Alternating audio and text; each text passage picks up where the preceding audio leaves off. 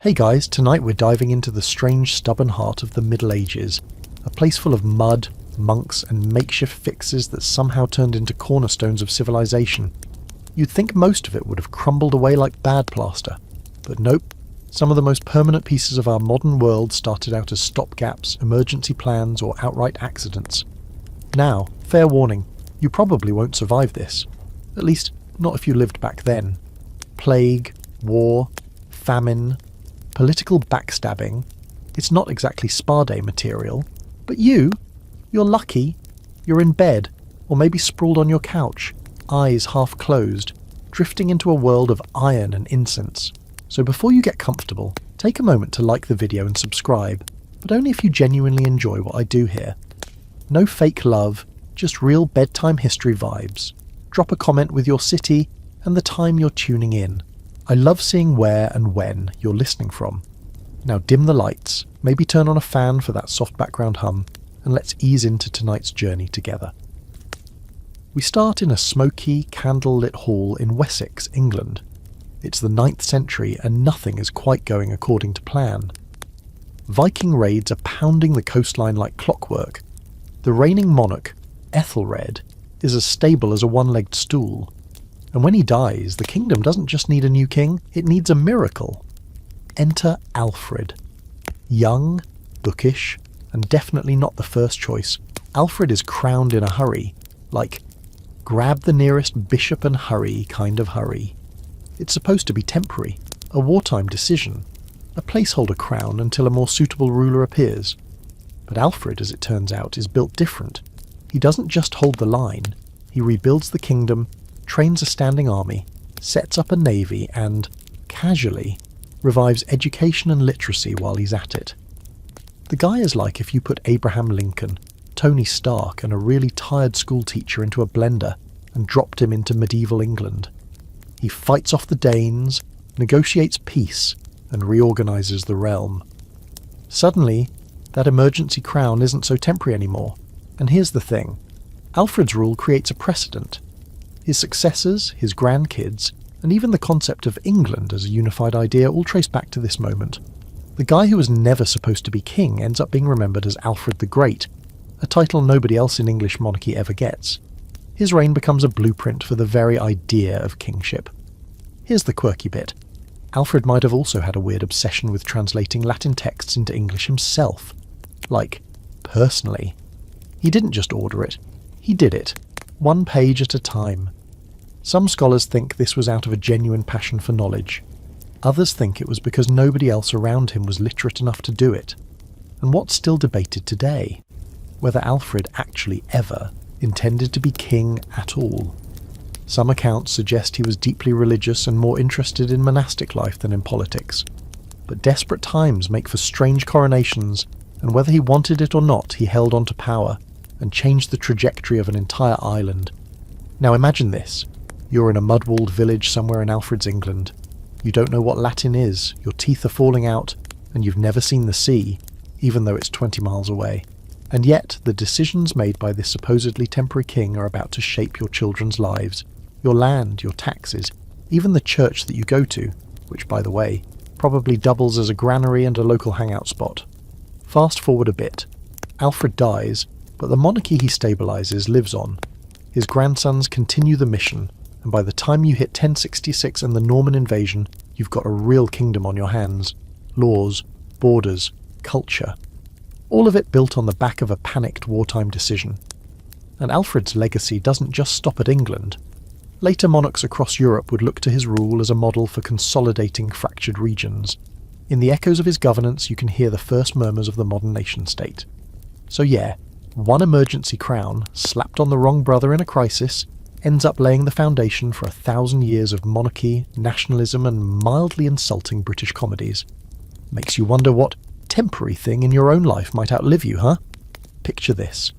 You're standing on a rocky outcrop in northern France, wind howling through your hood, mud splashed up to your knees, and you're staring at a half-finished wooden fortress. It's called a motte and bailey, and no, it's not a dessert. It's the medieval equivalent of a pop-up shop, only instead of selling overpriced candles, it's designed to repel angry neighbours and invading warbands. The year is something like 1067, and the Normans have just brought this design over to England after stomping through Hastings. The idea is simple. Dig a mound, the motte, slap a wooden tower on top, then wrap it all in a wobbly wall and a ditch. Voila! Instant castle.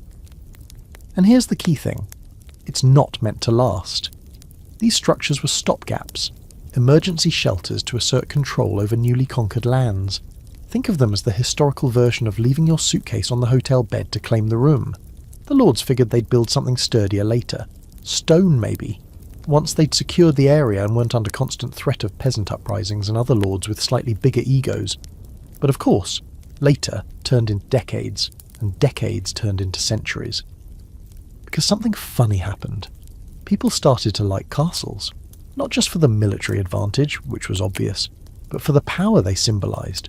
When you roll up to a village and your house is literally on a hill, surrounded by sharpened stakes and a drawbridge, it kind of sends a message. Especially if you're the only one in the region with plumbing and a murder hole. So wood turned to stone. Defensive designs got fancier. The walls got higher, the towers rounder, and the kitchens warmer. Over time, castles evolved from battlefield control stations to full-blown estates. The transition from war pod to noble residence was gradual, like watching your gym buddy slowly become a wine snob. But it happened, and those once temporary fortifications became permanent fixtures on the landscape and in the imagination. Quirky fact time.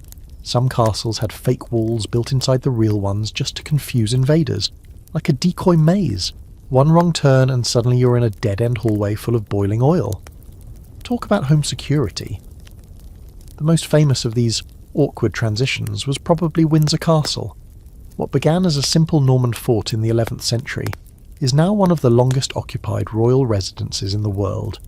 It went from temporary lookout post to, you can see Meghan Markle get married here, with barely a pause. And it's not the only one. Across Europe, these just until we stabilised the region structures became family homes, government offices, prisons, museums, and once, famously, the location for a goat-themed coronation party. Long story.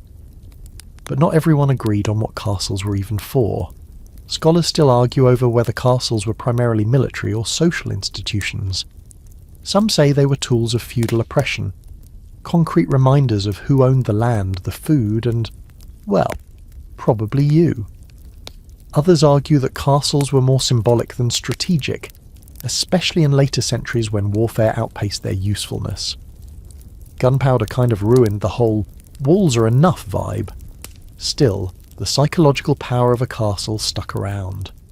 Even today, people visit them with a kind of reverence, walking through mossy archways and peeking into arrow slits, like they might uncover some noble bloodline of their own.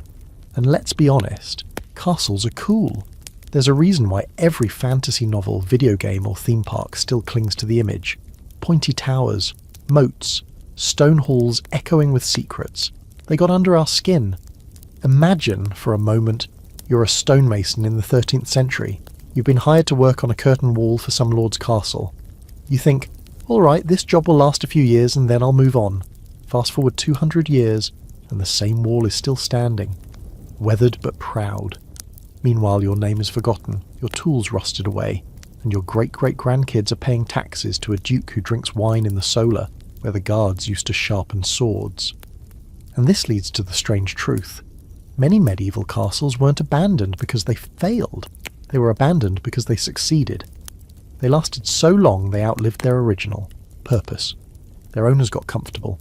Fireplaces were added, curtains even. Kitchens stopped serving stew and started serving roast swan with fig glaze. By the late Middle Ages, you've got castles that are less about defence and more about prestige, diplomacy and family drama. Game of Thrones didn't invent the castle soap opera. It just updated it with dragons and snark. So next time you see a castle perched on a hill, looking like it's always been there, remember, it probably wasn't supposed to. It was a quick fix, a wooden box with a dream. But something about that elevated perch and thick stone wall kept us coming back, kept us building, kept us believing that maybe permanence could grow out of panic. Alright, so let's say you're a local nobleman around the year 875, and the Roman Empire has been dead for a few hundred years, though honestly, people are still kind of in denial about it. The roads are crumbling, There's no postal system, and the nearest idea of law is whatever your uncle mumbles through a mouthful of stew at the village moot. Trade? Barely a thing. Central government? Not really. So how do you keep order? How do you run anything without emperor's legions or even a reliable map? You do what any underprepared manager would do. You delegate. You carve up your territory like a pizza at a kid's party, hand out slices to your most trusted or most dangerous followers, and hope they stay loyal. This is how feudalism is born, not from some grand plan, but as a slapdash solution to a total systems failure. It starts small. A local lord gives a patch of land, a fief, to a vassal in exchange for military service. That's the deal. Sword for soil, loyalty for lunch, and it kind of works. Villagers are tied to the land, knights are tied to their lords, and lords are supposedly tied to kings. The entire system is held together by promises, threats, and a terrifying lack of written contracts. It's like a group project where everyone's holding the same fragile Jenga tower and pretending they know the rules. The original idea? Totally temporary, just a fix until things stabilise. Once kings have armies again, once trade returns, once central authority is back on its feet, surely we'll transition out of this cobbled-together loyalty web. But we never really do. Feudalism sinks in like stubborn moss. It becomes the defining structure of medieval life. By the High Middle Ages, you've got entire economies, legal codes, and religions wrapped around this once hasty setup. Lords are no longer just landowners, they're miniature kings. Peasants are legally glued to the soil. Knights become their own weird social class, somewhere between deadly mercenary and Renaissance fair enthusiast. Here's the quirky twist. No one at the time used the word feudalism. That's a later invention, cooked up by historians trying to make sense of this mess. People living in it didn't think, "Ah yes, what a splendidly feudal society we enjoy." They just called it life, and probably not in a cheerful tone. So, what's still up for debate? Pretty much everything. Scholars have been arguing for decades about whether feudalism is even a real system, or just a word we use to group together a bunch of loosely connected customs. Was it about land? Was it about loyalty? Was it more of a social pyramid or a web of messy obligations? No one agrees. It's like trying to describe a dream after waking up. You kind of remember how it worked, but when you try to explain it, your friends just stare at you. And let's not forget how deeply weird it got. Over time, the feudal contract became hereditary. A knight's fief could pass to his son, even if that son had never picked up a sword in his life. Lords could end up with more vassals than they could manage. Loyalty lines blurred. Wars broke out because someone swore fealty to two different nobles who hated each other. At one point, vassals had vassals who had vassals, all passing favours like a chain letter with horses. The unintended result? Feudalism created a layer cake of power where even kings were technically vassals. Yes, even monarchs bowed to someone in theory. The King of England, for instance, held land in France and owed fealty to the French king. That went about as well as you'd expect. Spoiler, they fought a 100-year war over it. Meanwhile, down on the ground level, serfs, the peasants legally bound to the land, had no mobility. If you were born on a plot of land, congrats, that's where you live, work, marry and die. You couldn't leave without permission. Temporary poverty turned into generational status, and once the land system became heritable, that status got baked into your family line like an unfortunate genetic curse. Now imagine you're one of those peasants, scratching at the soil in exchange for protection that mostly consists of being ignored. Your local lord rides by once a month to yell about wheat quotas, and the only other authority figure you know is a priest who spends half his time reminding you that suffering is holy. And even though everyone around you mumbles that this is just how things are, somewhere in the back of your aching spine you know, it wasn't supposed to be permanent. But time is a funny thing. Give any system long enough and people start calling it tradition. Kings legitimize their rule through feudal titles. Nobles pass down lands and obligations as if God himself signed off on the idea. Even the church gets in on it, acquiring land and acting like a feudal lord, except with extra incense and less bathing. Eventually, feudalism doesn't just shape the land, it shapes the mind. The idea that everyone has a place, that those at the top deserve to be there, that loyalty matters more than logic. All of it becomes embedded in the culture. Songs, stories, even bedtime tales to scare children into obedience. So, the next time someone brings up feudalism like it was a brilliant medieval invention, remember this.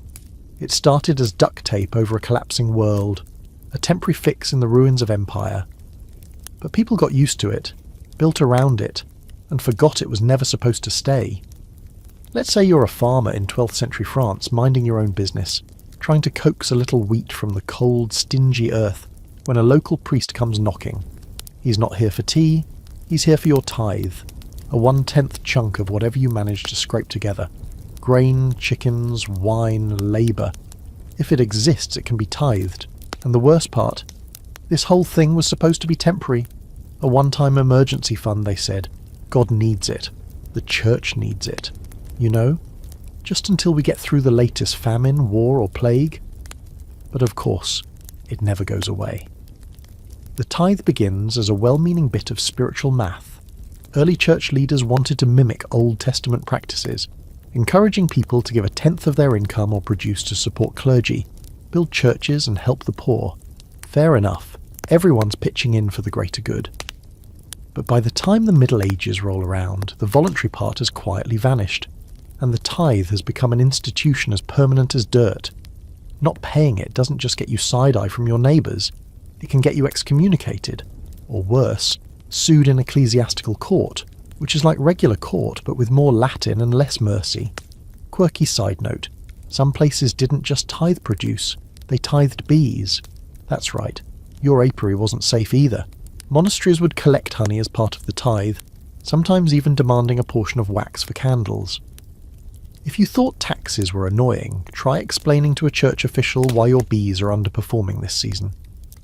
What started as spiritual generosity turned into a sprawling system of wealth transfer, one that made the church the single largest landowner in medieval Europe. Think about that. In a world where most people lived hand to mouth, the church was out here managing vast estates, collecting rents and stockpiling grain, all built on the back of a tax that was never meant to be permanent. And here's the kicker. The tithe wasn't just about money, it was about control. By collecting a piece of everyone's livelihood, the church inserted itself into daily life in a very material way. That field you're ploughing, 1 row goes to God. That cow you're raising, every 10th calf is sacred property. Even your orchard, say goodbye to a basket of apples every season. It wasn't just taxation, it was spiritual landlordship. Now, scholars still argue over just how mandatory the tithe really was in different regions. In some areas enforcement was lax, more about guilt than punishment. In others, bishops kept detailed ledgers and sent enforcers to track down holdouts. And the rules varied wildly. Were you supposed to tithe on what you produced or what you earned? What if you sold your grain before harvest? What if your land was barren this year? The ambiguity was not only maddening, it was intentional.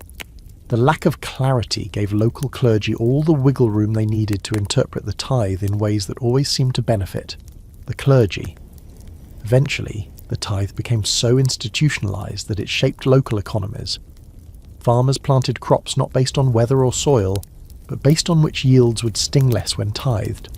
Some avoided grapes altogether because they couldn't afford to give up a portion of their wine. Others shifted to less tithable forms of labour, like weaving or blacksmithing, just to dodge the spiritual taxman. Imagine how strange this all would have looked to someone from, say, ancient Rome.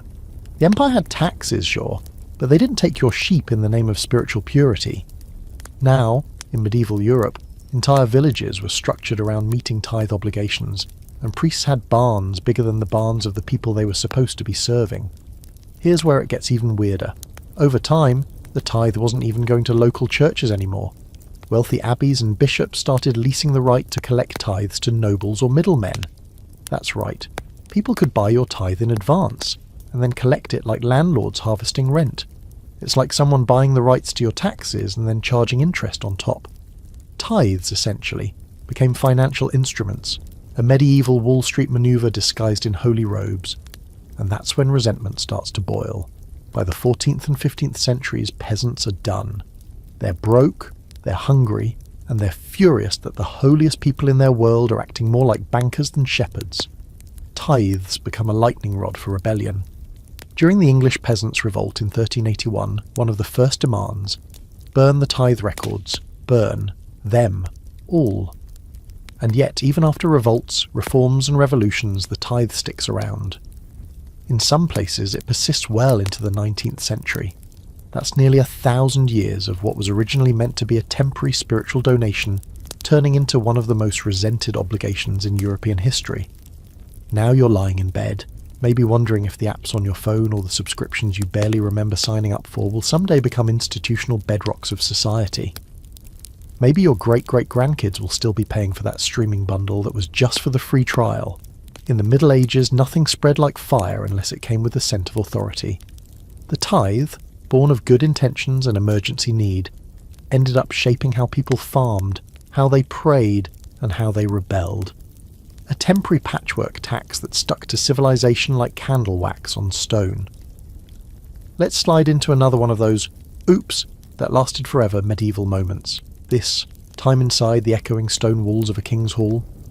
Picture a long, drafty room lit by flickering torches, stuffed with nobles in itchy wool, all trying very hard not to look too ambitious or too expendable. The king sits on a slightly raised chair that's more symbolic than comfortable, looking at the dozens of expectant faces around him. He clears his throat, nods to his advisors, and then says, "So, what should I do?" This, believe it or not, is the birth of Parliament. Originally, it's nothing fancy. Kings in medieval Europe, especially in England, often called together their most powerful nobles and clergy to ask for advice, or, more often, to beg for money. These weren't elected officials. They were landowners, barons and bishops who happened to hold enough wealth and influence that the king couldn't ignore them. It wasn't about representation. It was damage control. This sort of council was meant to be ad hoc, a one-time gathering, a tool for desperate kings in need of coin to fund wars, build castles, or, say, fend off yet another rebellion because they taxed the wrong people. Once the money was raised, the council would go home. Done. Over. Temporary. But it didn't end. People started to notice something interesting. When the king had to ask for their input, that meant he wasn't all-powerful. A little leverage, a little breathing room. Nobles realised that by withholding funds they could shape policy, and before long, these councils started asking for concessions in exchange for their support. You want gold for a crusade? Great. But maybe we talk about how you're throwing peasants in jail without trial, or about that weird thing with your foreign mercenaries, or your hobby of declaring war on the French every other Tuesday. By the 13th century, under the reign of Henry III and then his rebellious son Edward I, these councils take a more formal shape. They're not just called when needed anymore, they become expected, and then eventually institutionalised. The English Parliament, the one you've probably heard of, gets its unofficial start with Simon de Montfort's gathering in 1265. He invites not just nobles, but commoners, knights and burgesses to represent local regions. That move? Wild. Revolutionary. And, say it with me, not meant to last. But it does. Suddenly, townspeople who've never had a voice in national decisions are riding to London to argue about taxes and laws. They still don't have real power, but they're in the room. They're watching, taking notes. And the kings? They keep needing money. War is expensive, especially the kind where your horse wears armour. Quirky detail incoming. Early parliamentary sessions were so chaotic that people would literally bring their own benches. No assigned seats, no microphones. Just a bunch of men in cloaks shouting over each other, while trying to out-polite the guy next to them. If you wanted to speak, you needed lungs, charm, and ideally a connection to someone who owned half of Kent. There's still debate among historians over what actually counts as the first true parliament. Was it the Witan in Anglo-Saxon England? Was it the Curia Regis under the Normans? Or was it de Montfort's assembly with both nobles and commoners? Scholars can't agree, partly because medieval record-keeping is a blend of dry Latin and passive-aggressive complaints. But what's clear is that something unexpected grew out of necessity. Kings kept calling these meetings to solve short-term problems, and those meetings kept carving deeper grooves into governance. Over centuries, the temporary councils morphed into permanent institutions. Power slowly bled from the crown to the council chambers. By the 14th and 15th centuries, the idea of a king in parliament becomes a standard. Monarchs now rule with parliament, not above it, at least in theory, and while kings still try to throw their weight around, looking at you, Charles the Thin, The notion that no ruler could govern alone had become embedded in the political DNA of England and, later, other nations that took notes. And that brings us to the ultimate irony. Today's democratic structures, the ones hailed as triumphs of the people, of balance and law, can trace their roots to a series of desperate thrown-together meetings between a nervous king and a bunch of nobles who mostly wanted to protect their land taxes. Imagine you're a blacksmith in a small English village around 1300. You've never left your county, your knees crack every time you hammer out a horseshoe, and the most powerful person you've ever spoken to is the reeve who collects your lord's grain. Then one day, you hear that your neighbour, a literate knight with a decent beard, is going to London to speak on your region's behalf. You don't really know what he's going to say or if it will matter, but it feels like something is changing. Of course, it's not democracy in the modern sense. Let's not romanticize it. The early parliaments were packed with elites, and voting, if it happened at all, was tightly controlled.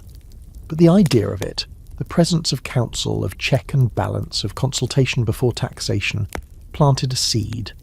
And that seed eventually grew into constitutional monarchy, legislative debate, and eventually full-scale democracy in places you'd never expect.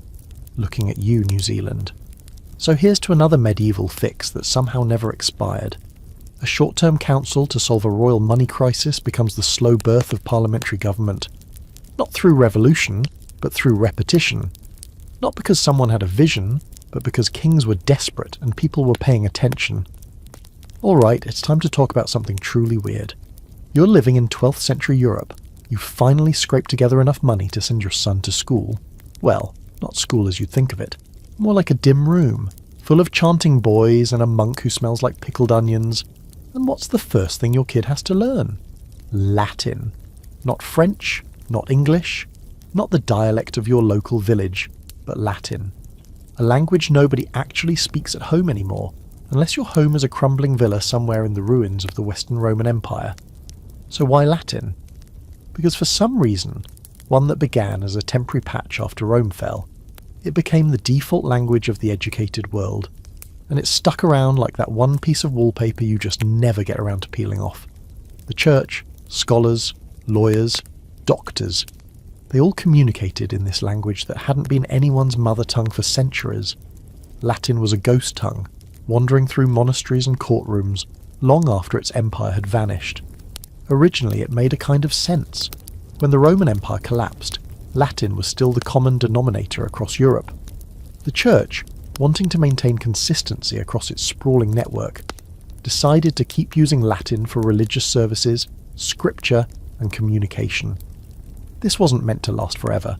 It was just a placeholder, a way to make sure monks in Ireland and bishops in Sicily could still understand each other. You know, like using emojis when you don't speak the same language. But then time passed, and nobody ever updated the system. Even as the actual spoken languages of Europe fractured and evolved into French, Spanish, Italian, German, and a dozen others, Latin just hung in there, stubborn and smug. It was like the old guy at the gym who insists on using only the rowing machine and still wears tube socks from 1974. Everyone around him has moved on, but there he is, rowing away, Latin conjugations and all. Quirky detail for you. Many medieval students learned Latin by rote before they even understood what the words meant. That means kids would chant full prayers, legal phrases, even insults, without a clue what they were actually saying. A generation of accidental Latin parrots, reciting things like amo amas amat, while secretly wondering if they could just go home and become a sheep farmer instead. The church was the biggest Latin hoarder of them all. If you attended Mass anywhere in medieval Europe, you'd hear Latin, no matter what language you spoke. The priest might not even understand it fluently himself, but the rules were the rules. The Bible, Latin. Official letters from the Pope, Latin. All those long-winded sermons telling you to tithe more and sin less. Yep, also Latin. The problem? The average villager had about as much chance of understanding it as they did of flying to Constantinople on a goose. Even when universities began to spring up, those quirky little institutions that started in cathedral schools, Latin was the language of instruction. Lectures were given in Latin, notes were taken in Latin. Arguments about Aristotle, Plato, and the existence of unicorns? All in Latin. It wasn't just a language anymore, it was a gatekeeper. If you didn't know Latin, you were effectively locked out of education, law, theology, and any serious scholarly conversation. It turned learning into a secret club, and the password was always dead, decleansed, and unnecessarily complicated. Now here's where it gets juicy. Modern historians still debate whether Latin truly unified Europe or just froze intellectual development. On one hand, sure, it gave scholars across the continent a common ground. A philosopher in Oxford could, in theory, read the work of a theologian in Bologna without a translator. But on the other hand, it also kept knowledge bottled up. Works had to be written in Latin to be taken seriously, even when vernacular languages had become rich and expressive. Some say this delayed the development of national literature, stifled public access to ideas, and made everything feel like it had to pass through the church's filter. Eventually, of course, things began to shift. The Renaissance helped, so did the printing press. Writers like Dante, Chaucer, and Luther began using the vernacular, aka the language people actually spoke. And the Protestant Reformation? Well, that kicked the Latin monopoly right in its cassock. Suddenly people wanted Bibles they could read, sermons they could understand, and prayers that didn't sound like courtroom depositions. But still, Latin didn't go quietly. Universities clung to it. The church didn't officially abandon Latin Mass until the 1960s. Yeah, not 1360s, 1960. The Beatles were already singing about holding hands, and some churches were still chanting in the voice of a dead empire. Imagine you're a scribe in the 14th century. You've trained for years to master Latin script. You write legal contracts that no one reads, and your fingers are permanently stained with ink. Then along comes some guy writing poetry in French, and suddenly everyone's calling it the language of the people. You want to scream, but in Latin, because it still counts more. Even now we carry Latin's fingerprints everywhere. Legal terms, medical jargon, scientific classification, Homo sapiens, habeas corpus, in vino veritas. You've probably quoted Latin without even knowing it. It's like the ghost of the Middle Ages whispering into your ears every time you walk into a law office or read the back of a medicine bottle. So next time someone tells you Latin is a dead language, you can calmly remind them that it was never supposed to live this long in the first place. It was just a placeholder, a temporary patch for a world in ruins. But like so many things medieval, it got comfortable. It unpacked its bags. It refused to leave. And now it's still squatting in our libraries, our universities, and maybe, just maybe, your bedtime history videos. All right, grab your metaphorical sword and throw on something flame retardant, because tonight we're taking a little trip to the Holy Land, or at least the medieval fantasy version of it. It's 1096, and Pope Urban II has just delivered one of the most effective hype speeches in history. He's at Clermont, surrounded by knights who haven't been paid in years, peasants itching for something better than another famine, and nobles with more sons than inheritances. Urban raises his voice, invokes God, and boom, the First Crusade is born. Now here's the kicker. This was supposed to be a one-time thing, a holy pilgrimage, just with more stabbing. Urban's pitch was simple. Go to Jerusalem, take it back from the Muslims who'd held it for centuries, and cleanse your sins along the way. Die? Straight ticket to heaven. Live? Potentially get rich, gain land, and come home a war hero. Either way, you win. It was like a divine Groupon for salvation. What could go wrong? Everything, basically. The First Crusade is a wild ragtag march of disorganized zealots, starving peasants, opportunistic nobles, and a few actual trained knights. Against all odds, and a lot of infighting, they reach Jerusalem in 1099 and take the city in a siege so violent it reportedly left ankle-deep blood in the streets, and instead of dusting their hands off and going home, they stay. They carve out little kingdoms, call dibs on everything, and set up what are essentially medieval European micronations in the middle of the Levant. But now there's a problem. If you hold Jerusalem, you have to defend Jerusalem. Cue the Second Crusade, then a third, then a fourth, then a children's crusade. Yep, that happened. Suddenly this once-and-done holy war becomes a century-spanning international habit. Like smoking, but with more chainmail. Here's a quirky fact for you. The Fourth Crusade never even made it to the Holy Land. Instead, it got sidetracked by internal politics and ended up sacking Constantinople, a Christian city. That's right. In an effort to fight Muslims, Crusaders accidentally attacked their fellow Christians, looted their churches, and dismantled one of the most important cities in the world. Classic Crusade detour. And what do scholars still debate today? The real motivations behind the Crusades. Were they genuinely about religious devotion, or were they a convenient excuse for land-hungry nobles to carve out territories and for popes to consolidate power? Some argue it was pure piety. Others say it was more about politics and population control. When you've got too many unemployed knights sitting around, starting a distant war is sometimes easier than dealing with local rebellions. Back in Europe, the Crusades had unexpected side effects. For one, they introduced people to spices, silk, and advanced math. Crusaders brought back exotic goods, Arabic knowledge, and unfortunately more debt than they could handle. Italian city-states like Venice and Genoa made fat profits off Crusade logistics, transporting men and materials in exchange for influence and cold hard coin. The result? The growth of powerful merchant empires, and a rise in aggressive capitalism wrapped in a Crusader cloak. And then there's the storytelling. The Crusades become myth almost immediately. Medieval poets sing about heroic battles and divine intervention. Knights start putting little crosses on their shields, not because they were ever in Jerusalem, but because it looked cool and made them seem holier. You're suddenly not just a soldier, you're a defender of Christendom, even if you mostly just drank too much wine and lost your horse outside Antioch.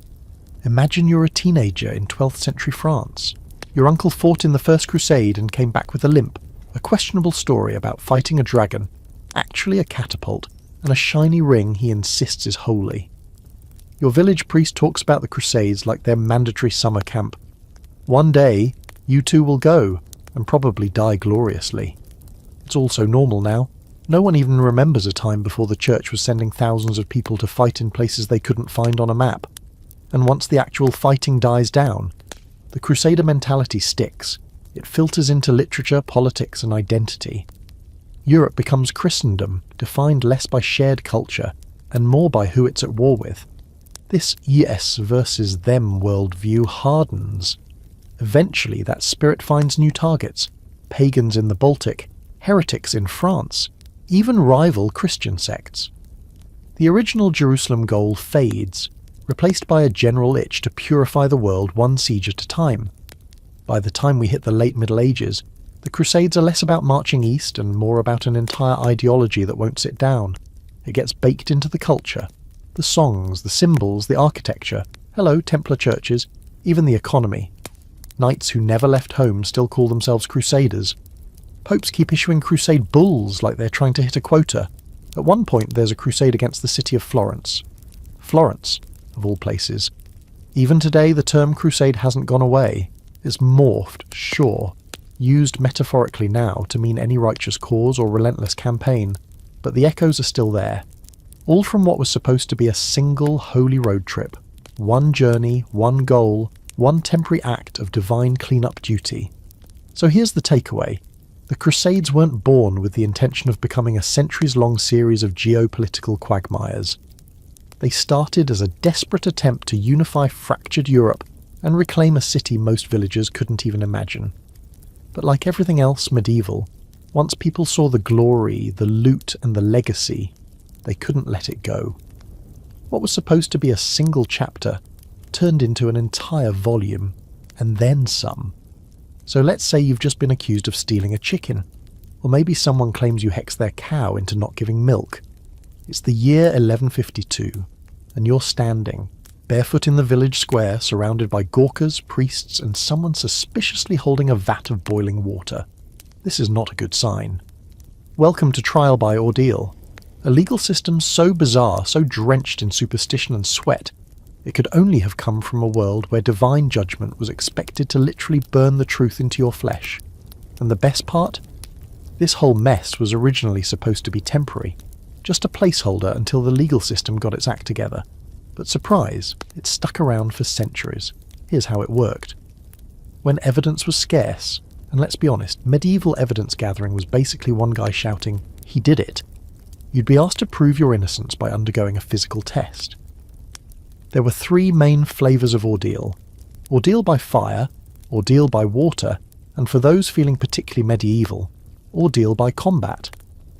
Fire usually meant sticking your hand into a pot of boiling water to retrieve an object, like a ring or a stone. You were then bandaged up, and a priest would check the wound a few days later. If it healed cleanly, you were innocent. If it got infected, which, let's be real, it always did, you were guilty. Water was even better. You'd be bound and thrown into a river. If you floated, it meant the water had rejected you. Guilty.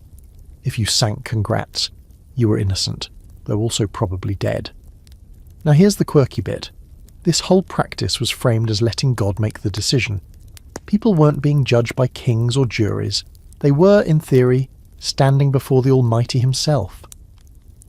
The priest would say a few words and boom, you're playing hot potato with your eternal soul.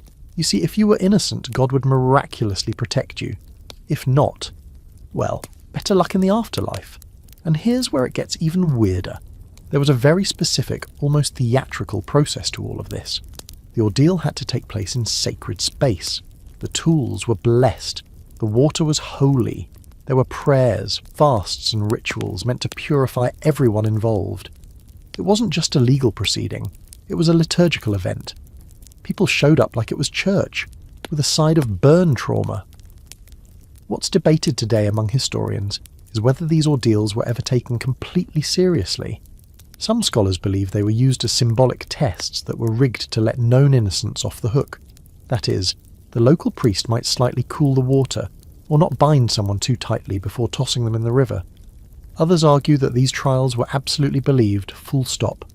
The participants genuinely thought God would intervene, which says a lot about the medieval mindset, where the divine and the legal weren't just linked, they were practically roommates. Imagine you're the local blacksmith, and your neighbour accuses you of cursing his daughter with a fever, because you once looked at her funny while hammering a horseshoe.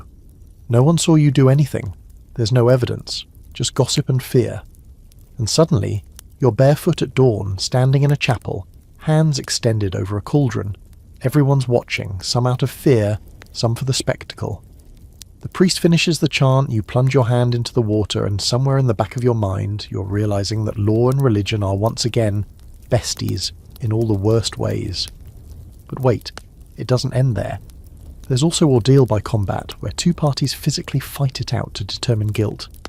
This was mostly reserved for nobility, because peasant-on-peasant legal duels weren't exactly high stakes. The idea here is that God will ensure the innocent party wins. So if you're a weak, sickly baron going up against a battle-hardened knight who's been eating raw boar for breakfast, well, guess you should have gone with boiling water. Quirky aside, trial by combat was technically still legal in some places way longer than it should have been. In fact, there was an actual legal case in Britain in the early 1800s where someone tried to invoke it. The judge had to sort of awkwardly say, okay, yes, technically this is still on the books, but no. So why did this all last so long? Because no one had a better idea. When central authority was weak, literacy low, and social trust even lower, trial by ordeal was a system people believed in. It felt fairer to leave the decision to God than to trust some corrupt baron or illiterate judge, and once you've built your society around that idea, it's hard to walk it back. Still, there were critics, even at the time. As Roman legal ideas started trickling back into Europe through the influence of scholars and rediscovered texts, more people began to ask, maybe we should use evidence instead of scalding people. The Church too began to have second thoughts. In 1215, at the Fourth Lateran Council, Pope Innocent III officially banned clergy from participating in ordeals. Without priests to bless the water or sanctify the process, the whole system started to collapse. Slowly, but not immediately. Ordeals limped along, particularly in rural areas, well into the late Middle Ages. In some places, they just reinvented the process. Instead of literal trials by fire, they'd simulate ordeals through oaths or local rituals. The idea didn't die, it just shapeshifted. Now you're lying in bed thinking, that's insane. Thank God we don't do that anymore. But then you remember that we still have modern versions of ordeal. Maybe not with cauldrons, but in how we publicly shame people online, cancel careers without trials, or let public opinion become a stand-in for evidence. Different tools, same vibe. So, yet again, we see a medieval band-aid meant to hold things together for a generation become a tradition no one dared question for centuries. Trial by ordeal. Part courtroom, part theatre, part fever dream. Proof that, sometimes, when you leave justice up to divine intervention, you just get burned. Let's set the scene. It's the spring of 1348, and things are starting to get weird. You live in a cosy little town in northern Italy, and lately the rumours have been flowing faster than the wine. People are talking about ships pulling into port with dead crews, about strange swellings in the armpits and groin, about entire villages that have simply gone silent. A few days later, your neighbour coughs once, then twice, and by the end of the week, they're being carried out by men in hooded robes who won't look anyone in the eye. You don't know it yet, but the Black Death has arrived, and with it comes one of the most unintended, oddly permanent legacies of the medieval world: quarantine. Now, to be clear, the first quarantines weren't exactly science-driven. People didn't know what germs were. They weren't talking about bacteria or viruses. They thought disease spread through miasma, bad air, or, depending on whom you asked, planetary alignments, sin, or demonic cats. But they noticed something important. Sickness followed trade. Ports were the problem.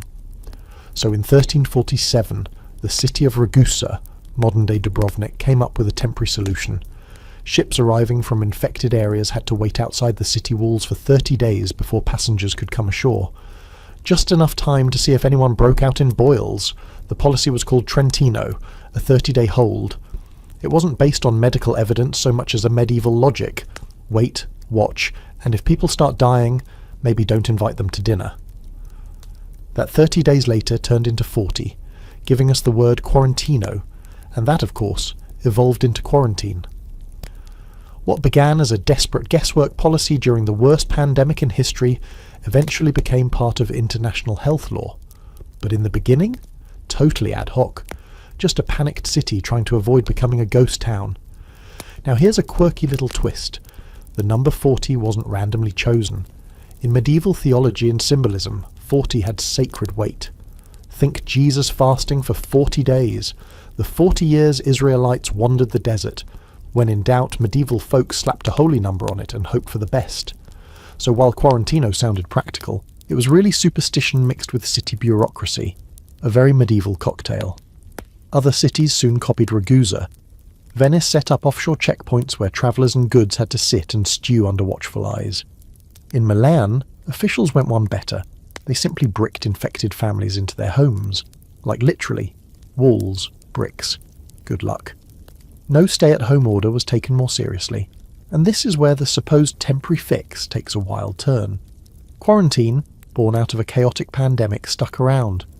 Not just because it worked, but because it gave governments a reason to exist.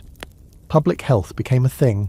Suddenly, cities were issuing regulations about movement, hygiene, even garbage disposal. Not because they cared about your comfort, but because they didn't want to die horribly and rot in the street. Before the plague, civic authority was mostly about collecting taxes and waging the occasional petty war. But post-plague, it gained a new role, protector of bodies. Leaders couldn't just rule, they had to manage disease, and quarantine became their favourite tool. Now here's where the scholarly debates kick in. Did the Black Death cause the birth of public health, or did it just accelerate changes already underway? Some argue medieval cities were already inching towards sanitation laws and health boards. Others believe the sheer trauma of the plague forced a kind of political evolution. Governments became more modern, more organised, more obsessed with control, all in the name of survival. You, meanwhile, are just trying to get by. It's been months since the first deaths. Your street is quieter now. No carts pass by. The market is closed. The priest gives sermons from behind a screen, and you haven't touched another human being in weeks. There's no concept of flattening the curve, but the mood is the same. Stay away, stay quiet, and maybe you'll live. Over time, quarantine becomes institutionalized. Temporary plague measures turn into permanent offices. Cities start hiring plague doctors. You know the ones, with the beaked masks and the terrifying leather robes. Again, not based on modern science. They thought the beaks, stuffed with herbs, would purify the air and keep them safe. Spoiler, it didn't work. But the idea that society could designate people to manage disease was revolutionary. And this policy didn't just impact Europe. Mediterranean trade networks spread both disease and ideas. Islamic cities, with more advanced medical knowledge, had their own systems of isolation. In places like Cairo or Damascus, temporary lazarettos, quarantine hospitals, became permanent structures. Once a city built a quarantine facility, it rarely tore it down. Why would it? There was always another outbreak lurking around the corner. Fast forward to later centuries, and you'll see quarantine becoming international policy. During the 17th and 18th centuries, countries created maritime health codes. They established quarantine islands and entire bureaucracies around health inspection. And then, in the 19th and 20th centuries, the same logic came roaring back with cholera, yellow fever, and yes, the flu. Every time a new pandemic hit, governments didn't invent new systems from scratch. They dusted off old medieval protocols. In a way, the Black Death did what centuries of preaching couldn't. It made people think collectively. Your health was tied to your neighbours. Disease didn't respect class or wealth. The king could die just as fast as the stable boy. So everyone started thinking about prevention. A radical shift for an era more comfortable, reacting with prayer and bloodletting. But, like everything that gets normalised, quarantine also had its dark side. In the centuries that followed, isolation became a tool not just for health, but for control. Authorities could lock up the poor, the foreign, the inconvenient, all under the banner of public safety.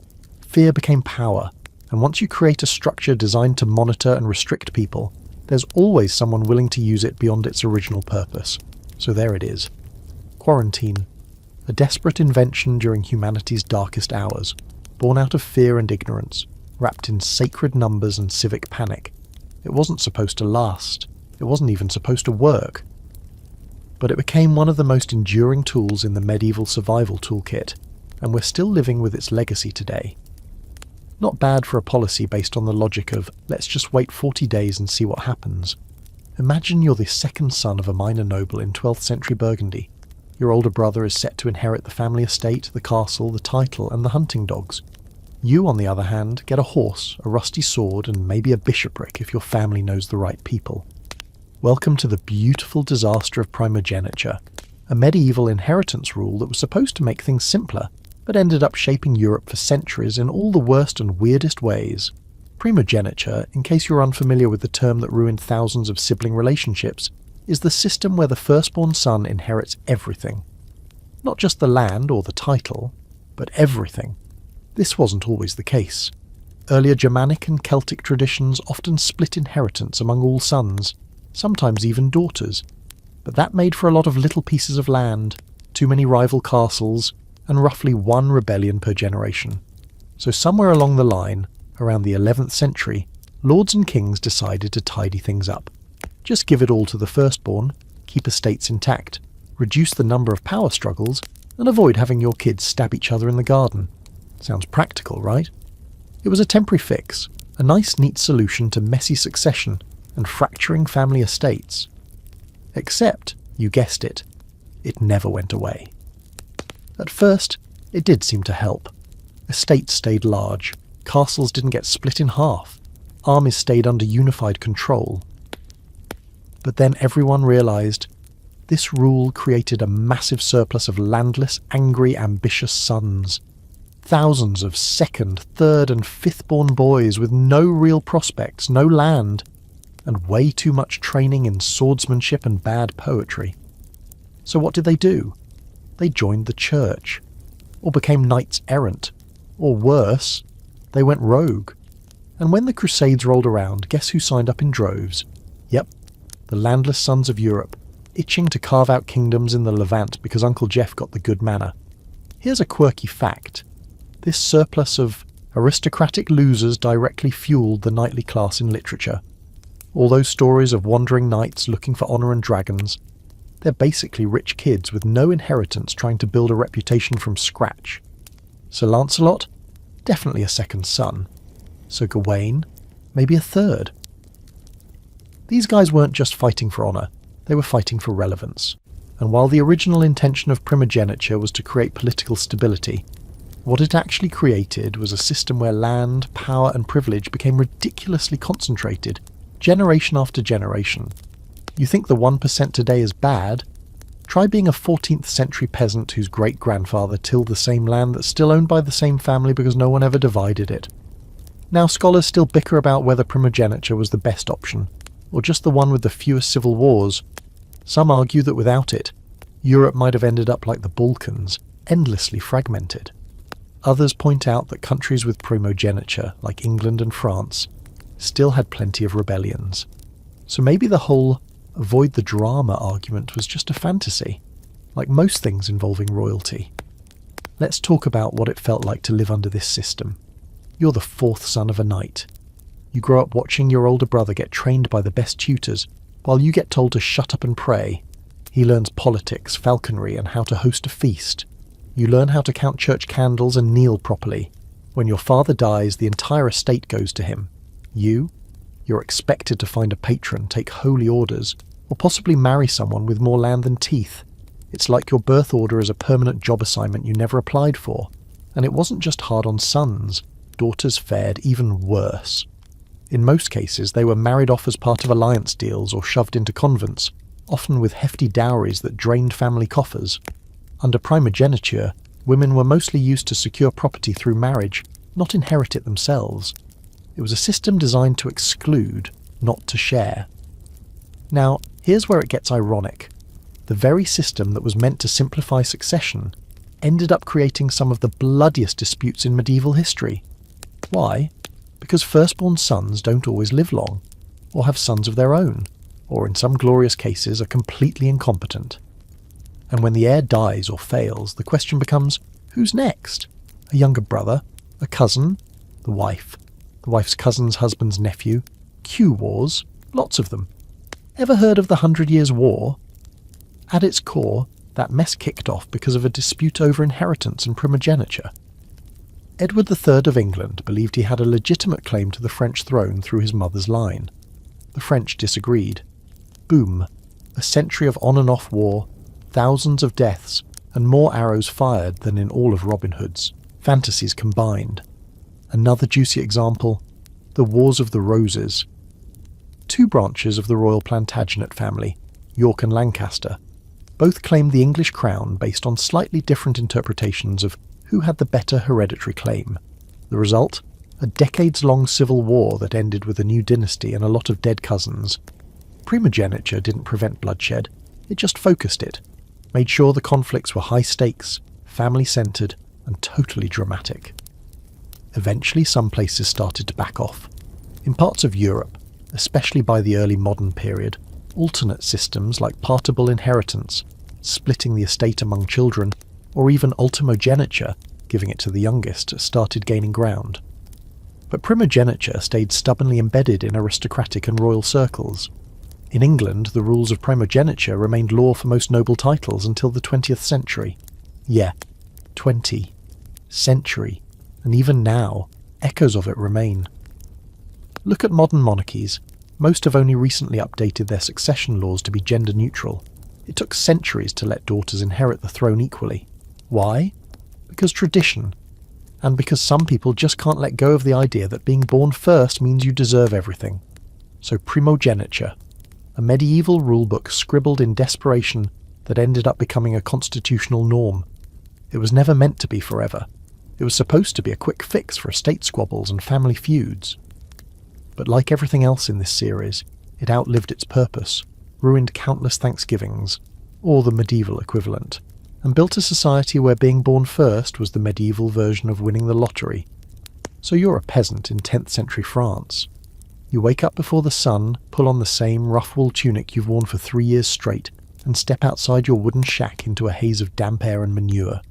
You glance around, not because there's anything new to see, but because this tiny plot of land, it's not just where you live, it's where you're stuck, forever.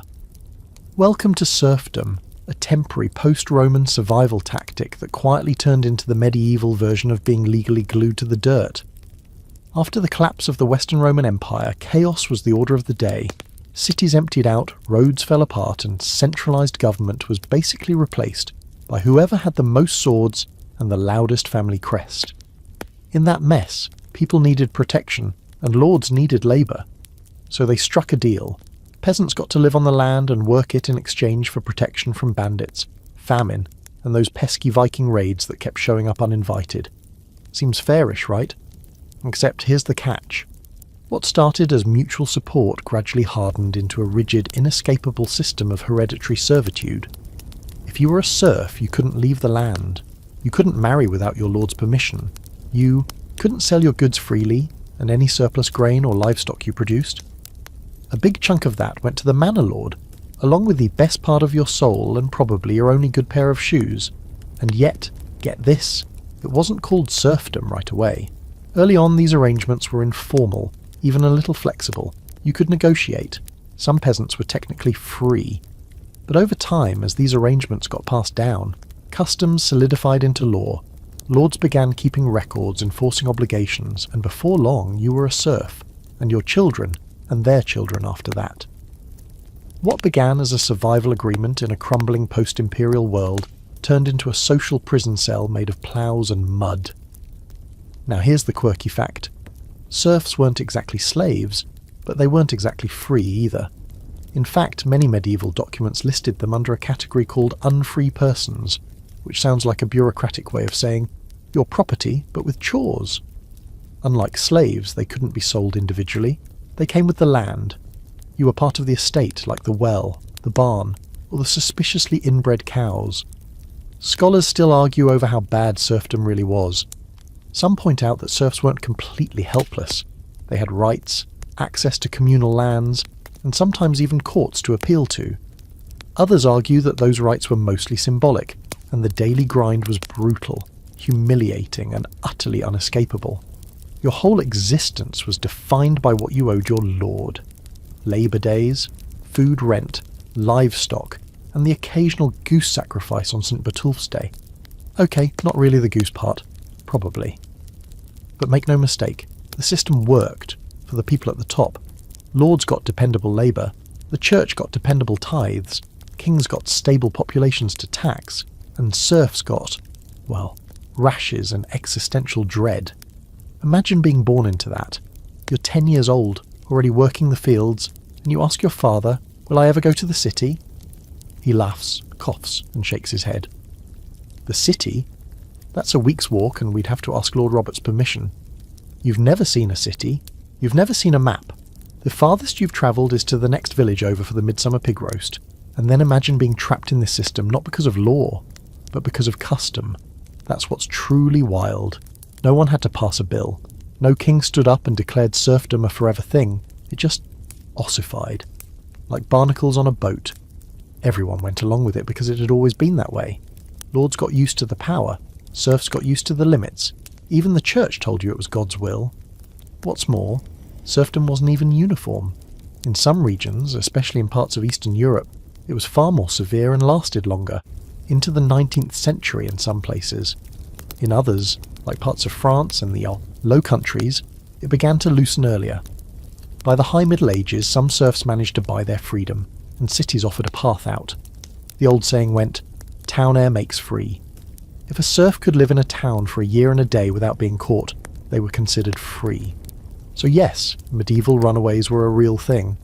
Imagine sneaking out of your lord's manor like it's a heist film. 1 burlap sack, 2 crusts of bread, and a dream. Still, most didn't run. Most couldn't. The system relied on isolation. Few people could read. Travel was dangerous. Even if you wanted to escape, where would you go?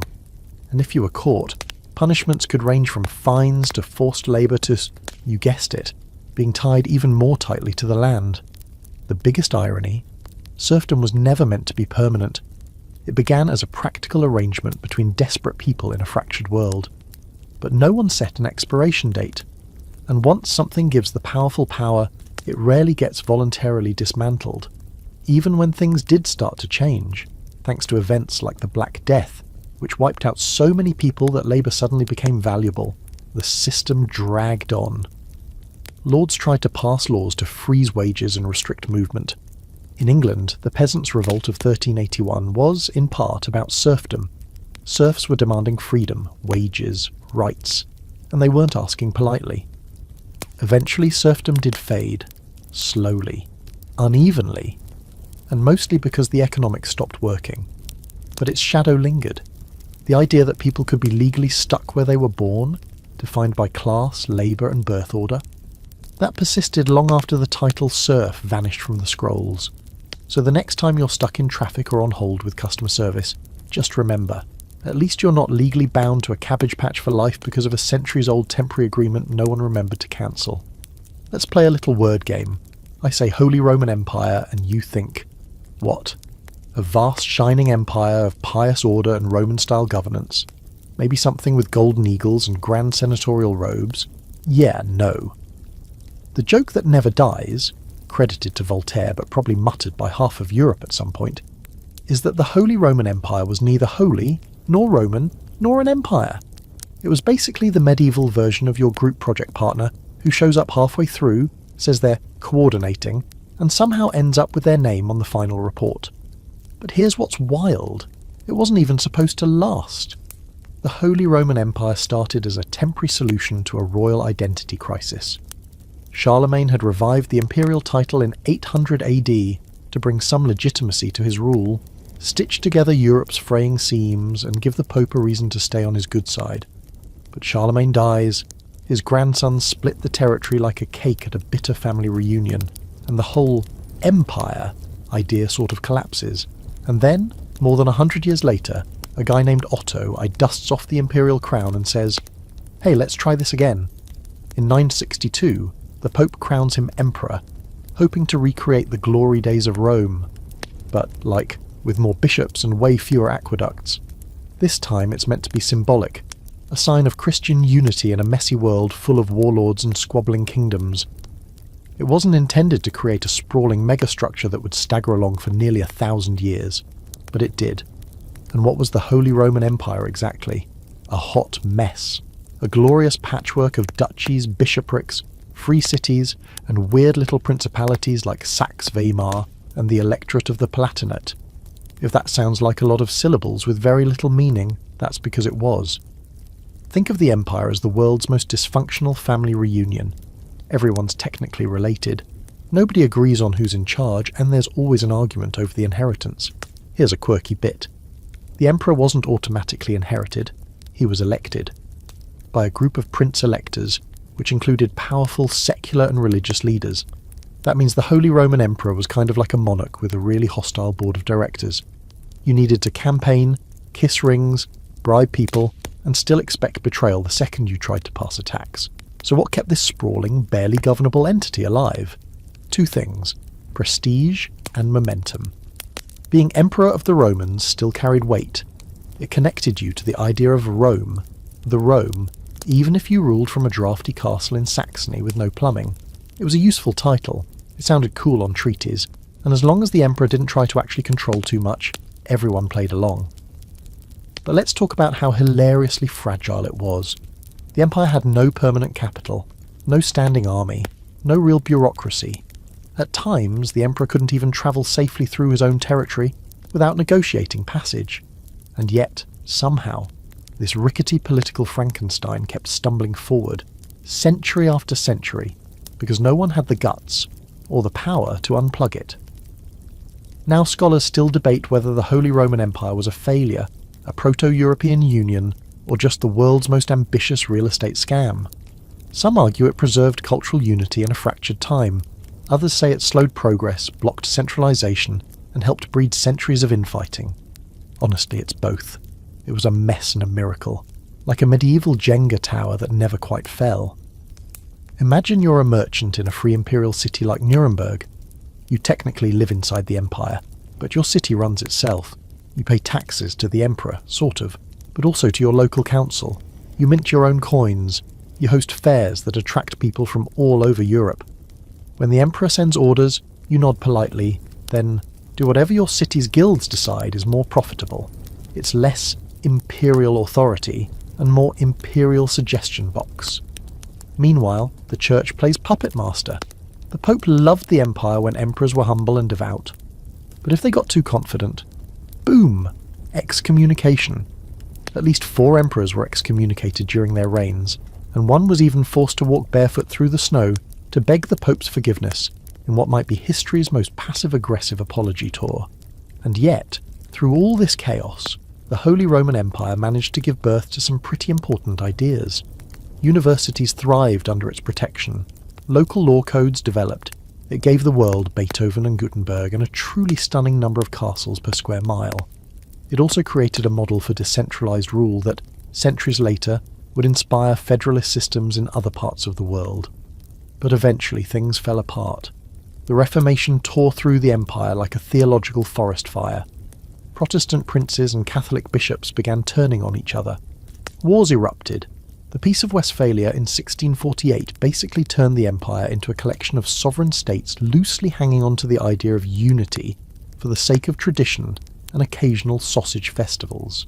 Still, it technically lasted until 1806, when Napoleon, ever the party crasher, marched through like a wrecking ball and forced Emperor Francis II to dissolve it. After that, the title was gone. No more holy, no more Roman, no more empire, just 1,000 tiny German states left blinking in the sunlight. But the memory, that stuck. Even today, echoes of the Holy Roman Empire linger in Germany's federal structure, in Austria's weird obsession with titles, and in the deep historical memory of Europe's uneasy balance between unity and sovereignty. So here it is again, something that was supposed to be temporary, an imperial revival to satisfy a pope and secure a throne, turns into one of the most absurdly durable political entities in history. The Holy Roman Empire wasn't just a misnamed relic. It was a symbol of how long humans will cling to something, anything, if it gives them the illusion of order in a world full of chaos. And of course, a crown that's shiny was never going to sit idle for long. You're squinting by candlelight in a freezing room at the back of a cathedral, ink-stained fingers trembling as you try to copy the third page of a Latin text you don't understand. It's the year 1104, and your job is to handwrite a theological treatise that already bored your abbot into a nap. This is what counts as higher education in the early Middle Ages: monks, manuscripts, and madness. But somehow, this mess evolves into something truly unexpected: the university. What began as a short-term patch to train clergy and fill out church rosters turns into a cornerstone of civilization, and eventually a $60,000 a year industry selling hoodies and meal plans. So let's rewind. In the beginning, education in medieval Europe was sparse, improvised, and strictly for religious purposes. Literacy was almost entirely the church's business, and if you wanted to learn anything beyond your catechism, you had two options: join a monastery or convince a bishop to let you loiter near the library. Schools were attached to cathedrals and abbeys, and they were practical, designed to produce more priests, not philosophers. The idea of a structured, long-term academic institution wasn't even on the table. This was supposed to be training, not tenure. But demand kept growing. Kings needed literate bureaucrats.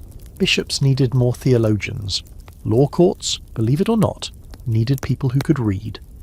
And slowly, the cathedral school model began mutating. In places like Bologna, Paris, and Oxford, groups of scholars and students began clustering together. They weren't planning to invent the modern university. They were just trying to keep learning, get jobs, or avoid farm work. But their tiny circles of Latin, logic, and insomnia got formalized. Licenses were issued, curriculum took shape, and boom, by the 12th and 13th centuries, universities were popping up like particularly grumpy mushrooms. Now here's the quirky part. The early universities weren't places you went to. They were people. The Latin word universitas meant a guild or a corporation, specifically a guild of scholars or students. You didn't attend Oxford the place. You joined Oxford the people who argue about Aristotle too loudly. These early schools didn't even have buildings. Classes were held in rented rooms, churches, or wherever someone could talk without getting interrupted by livestock. The first majors were theology, law, and medicine. Arts and philosophy came later, but don't picture modern electives here. You weren't deciding between medieval astronomy and introduction to falconry. You were reading Aristotle's categories, parsing word-by-word Latin commentaries, and sitting through lectures that lasted 4 hours, sometimes longer. And if you think your professors today are boring, just imagine a man in a robe reading aloud in Latin without punctuation. So how did this temporary fix for a priest shortage become the institutional juggernaut we know today? Well, it got popular, and power loves popularity. Kings and popes saw that educated people could make laws, collect taxes, and write legal documents that didn't look like ransom notes. So they started granting universities charters, protecting their autonomy, even exempting them from local laws. Some universities had their own legal systems and were allowed to self-govern. Imagine failing your final and then suing your professor in your university's own court. And it wasn't all monks and robes. By the 14th century, universities had become magnets for young men with more ambition than direction. You had boarding houses full of students staying up too late, drinking too much, and occasionally starting brawls with the local townspeople. There were actual town versus gown riots where students and citizens fought in the streets over tavern bills and insulted honour. You think campus drama is a modern thing? Please, these guys invented it, only with more Latin swearing. There's still scholarly debate over what the first true university was. Some say Bologna, founded in 1088, for its law studies. Others point to Paris, known for theology and its role in shaping the scholastic method. Oxford and Cambridge emerged shortly after, and set the tone for the English-speaking world. But what unites them all is this. They weren't meant to last forever. They were formed out of necessity, convenience, and an awkward mix of idealism and power. And yet, here we are. The university model spread across Europe and eventually the world. The system of degrees, bachelor, master, doctorate, comes from this time. So does the lecture model, the academic gown, the idea of disciplines, faculties, and research as a public good. Not because it was the best way to learn, but because it was the way that worked well enough to survive. And in the medieval world, works well enough might as well be a gold star. Imagine you're a student at the University of Paris in 1300. You're 17, you've just walked from your village carrying a single change of clothes and a parchment notebook. You live in a drafty rented attic above a butcher's shop.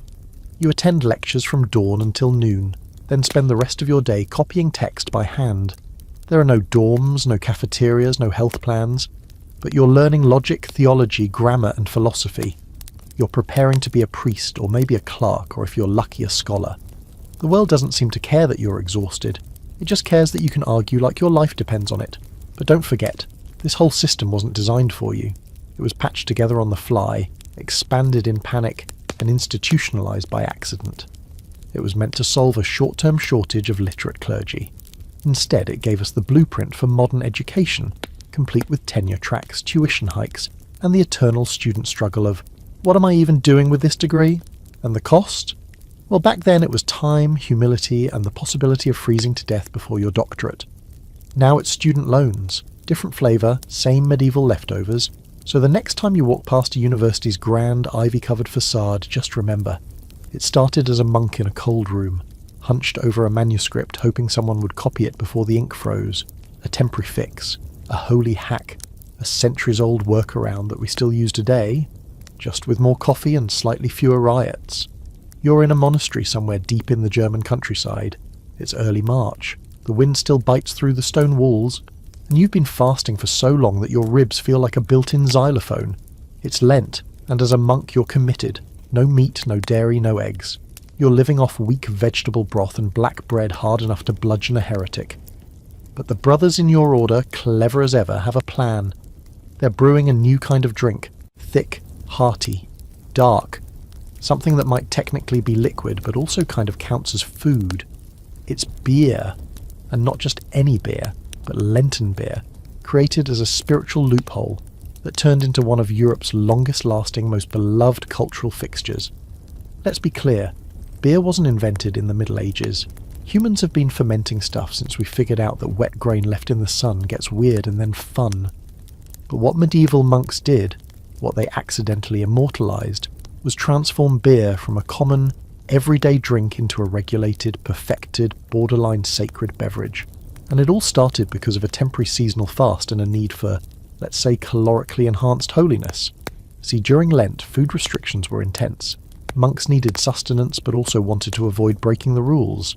So they brewed a stronger, thicker beer, called Doppelbock by later generations, that was basically bread in a glass. It was dense, rich, malty, and loaded with calories. Drinking it wasn't technically eating, so it became the perfect Lenten loophole. It filled your belly without violating your vow. Clever? Extremely. Holy? Questionable. Delicious? Absolutely. And here's your quirky fact. According to legend, monks believed that if the beer tasted too good, it might be spiritually suspicious. So before making it a staple of their Lent diet, they reportedly sent a barrel of the stuff to the Pope in Rome for approval. But by the time it got there, after weeks sloshing in the sun across the Alps, it had gone sour. The Pope tasted the bitter sludge and was like, well, if this is what they're drinking, it's basically punishment. Approved. Which is how monastic beer got the blessing of the papacy, at least according to the story. Whether that tale is true or just beer-fueled folklore is still up for debate. But what's not in doubt is how widespread and enduring this monk-brewed beer became. What started as a seasonal workaround turned into a full-time industry. Monasteries became some of the best brewers in Europe, refining recipes, innovating with hops, improving sanitation, and of course, drinking the profits. Over time, their beer became a key source of income. Monks sold it to travellers, villagers, even other clergy. They built beer halls and storage cellars. Some monasteries grew rich, not from donations or relics, but from their brewery taps. Imagine being a weary pilgrim in the 14th century. You stop at a Benedictine abbey for shelter. You expect a bed of straw and a crust of bread, but instead, you're handed a foaming mug of thick, dark beer, served by a serene man in a robe who probably spent the morning chanting psalms and the afternoon perfecting his malt blend. It's one of those surreal, only in the Middle Ages moments. Religion and alcohol joining hands under the guise of virtue. Of course, the rest of society caught on. By the late medieval period, beer had evolved from a humble peasant drink into a refined beverage with social and regional significance. Different towns had their own recipes, guilds were formed, laws were written, and guess what? A lot of this standardization traces back to the monks, who had the resources, the time, and the scribal talent to write down and preserve their brewing methods. There's still debate among historians over how much these monastic brewing traditions shaped modern beer, versus how much credit belongs to secular brewers who came later. But the records are clear. Medieval monasteries, especially in places like Bavaria and Flanders, were crucial to the development of beer as both a science and an art. And then there's the Reinheitsgebot, the famous German beer purity law passed in 1516. While technically post-medieval, it's deeply rooted in those earlier monastic traditions. It stated that beer could only be made from 3 ingredients: water, barley, and hops. Yeast wasn't included because no one understood how fermentation actually worked. They just assumed it happened if you prayed hard enough. The goal? To protect a beer quality and avoid weird additives like soot, wood bark, or, disturbingly, chicken feathers. And while the Reinheitsgebot gets the spotlight, the groundwork was laid centuries earlier by monks obsessing over their Lent-friendly brews. Even after the monastic brewing monopoly began to wane, thanks to Reformation iconoclasm and good old-fashioned secular capitalism, many monastic breweries survived. Some are still operational today. In fact, some of the best beer in the world comes from Trappist monasteries, brewed using centuries-old recipes and sold to fund charitable work. So yes, in a way, buying a Belgian triple is doing God's work. Sort of. But the real legacy, the idea that beer could be more than just a drink, that it could be an act of devotion, a craft, a trade, even a way to bend the rules without technically breaking them, all because a group of starving monks committed to their fast decided they weren't going to let hunger ruin their holiness, or their day. So next time you're sipping a cold one, think of the medieval monastery where someone squinted into a bubbling cauldron, scratched their chin and thought, well, if we can't eat, maybe we can drink our way through this season. A temporary loophole turned eternal tradition, fermented through time, faith, and just a little bit of rebellion. You're on horseback, armour creaking, sunlight glinting off your polished helmet, and the crowd gathered along the muddy road erupts into cheers as you ride past. You nod, regally, because of course you do, and your horse, who has no clue what's going on, prances like he's just invented chivalry. You're a knight, and while your job was supposed to be temporary, just another class of hired muscle in a violent, chaotic world, you've somehow become the icon of the entire Middle Ages, all steel, honour and swagger. Except, let's be honest, most knights were more bouncer than noble.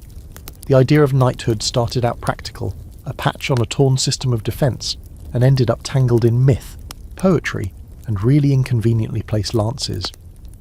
Knighthood began as a solution. After the collapse of Rome and the endless waves of invasions from every possible direction, Vikings from the north, Magyars from the east, Saracens from the south, lords needed reliable fighters to protect their lands. So they created a class of mounted warriors, tough, loyal, hopefully, and well-equipped. It wasn't some sacred order at first, it was a job.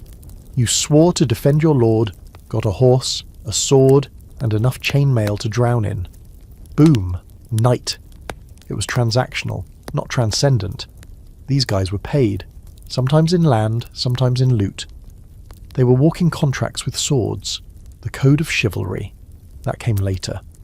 At first, if you were strong, rich enough to afford armour, and ready to bash skulls in on command, congratulations, you were knight material. It didn't matter if you could read or knew which fork to use at dinner. You didn't even need a last name. But then, as with most things in the Middle Ages, image overtook function. By the 12th century, knighthood had started to evolve, or rather, inflate. The church realised these well-armed horsemen were a bit of a problem.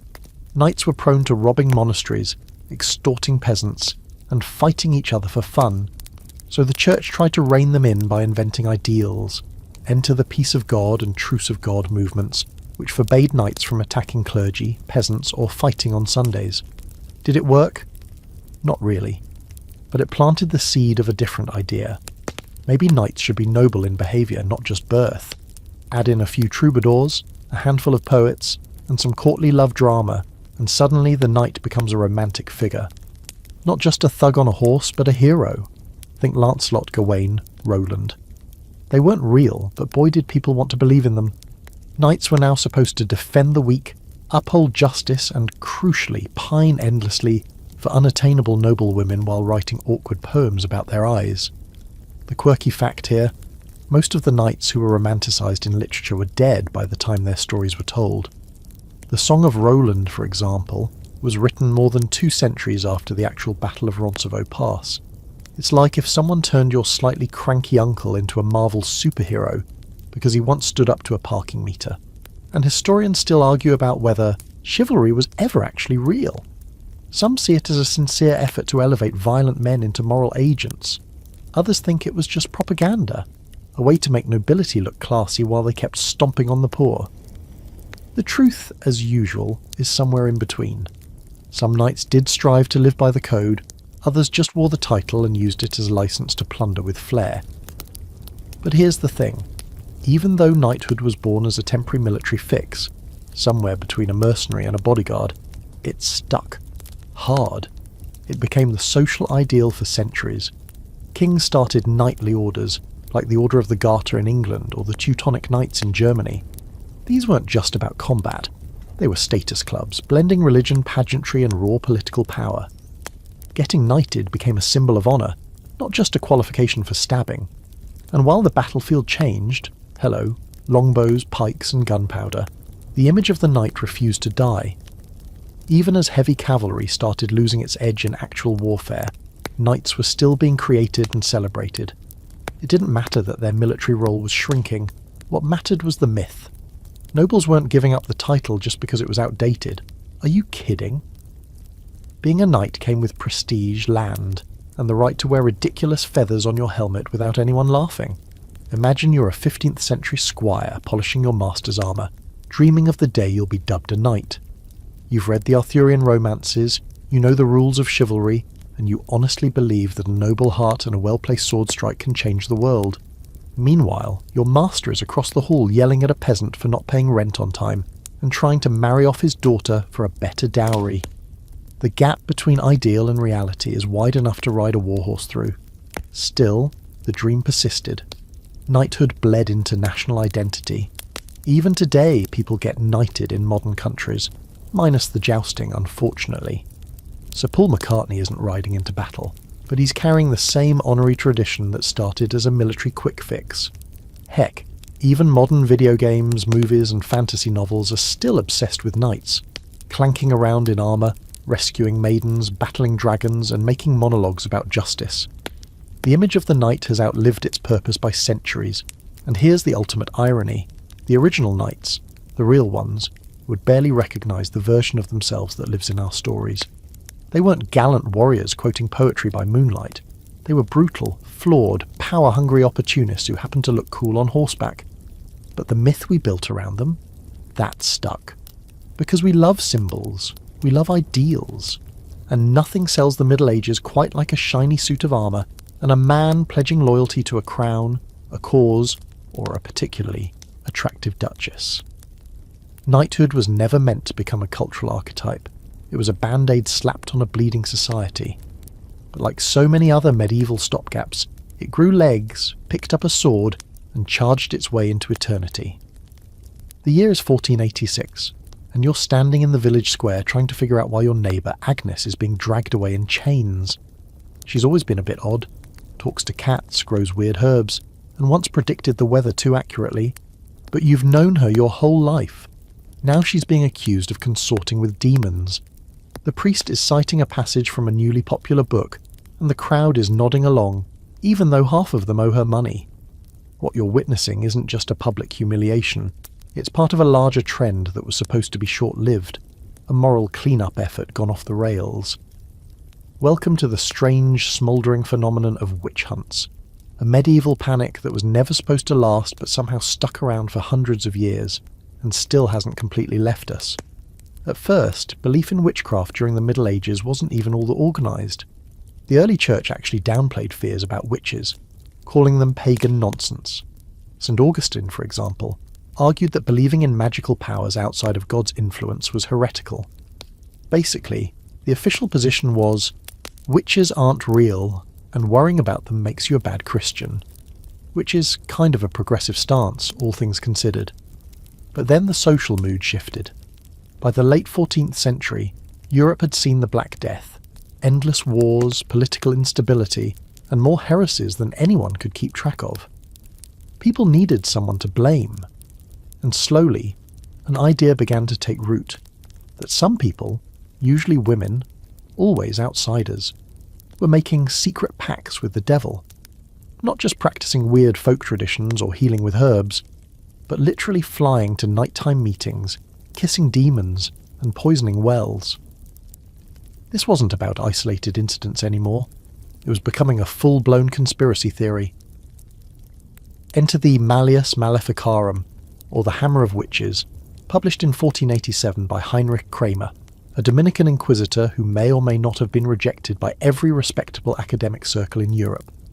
The book was supposed to be a guide for rooting out witches, a temporary tool to help inquisitors with investigations.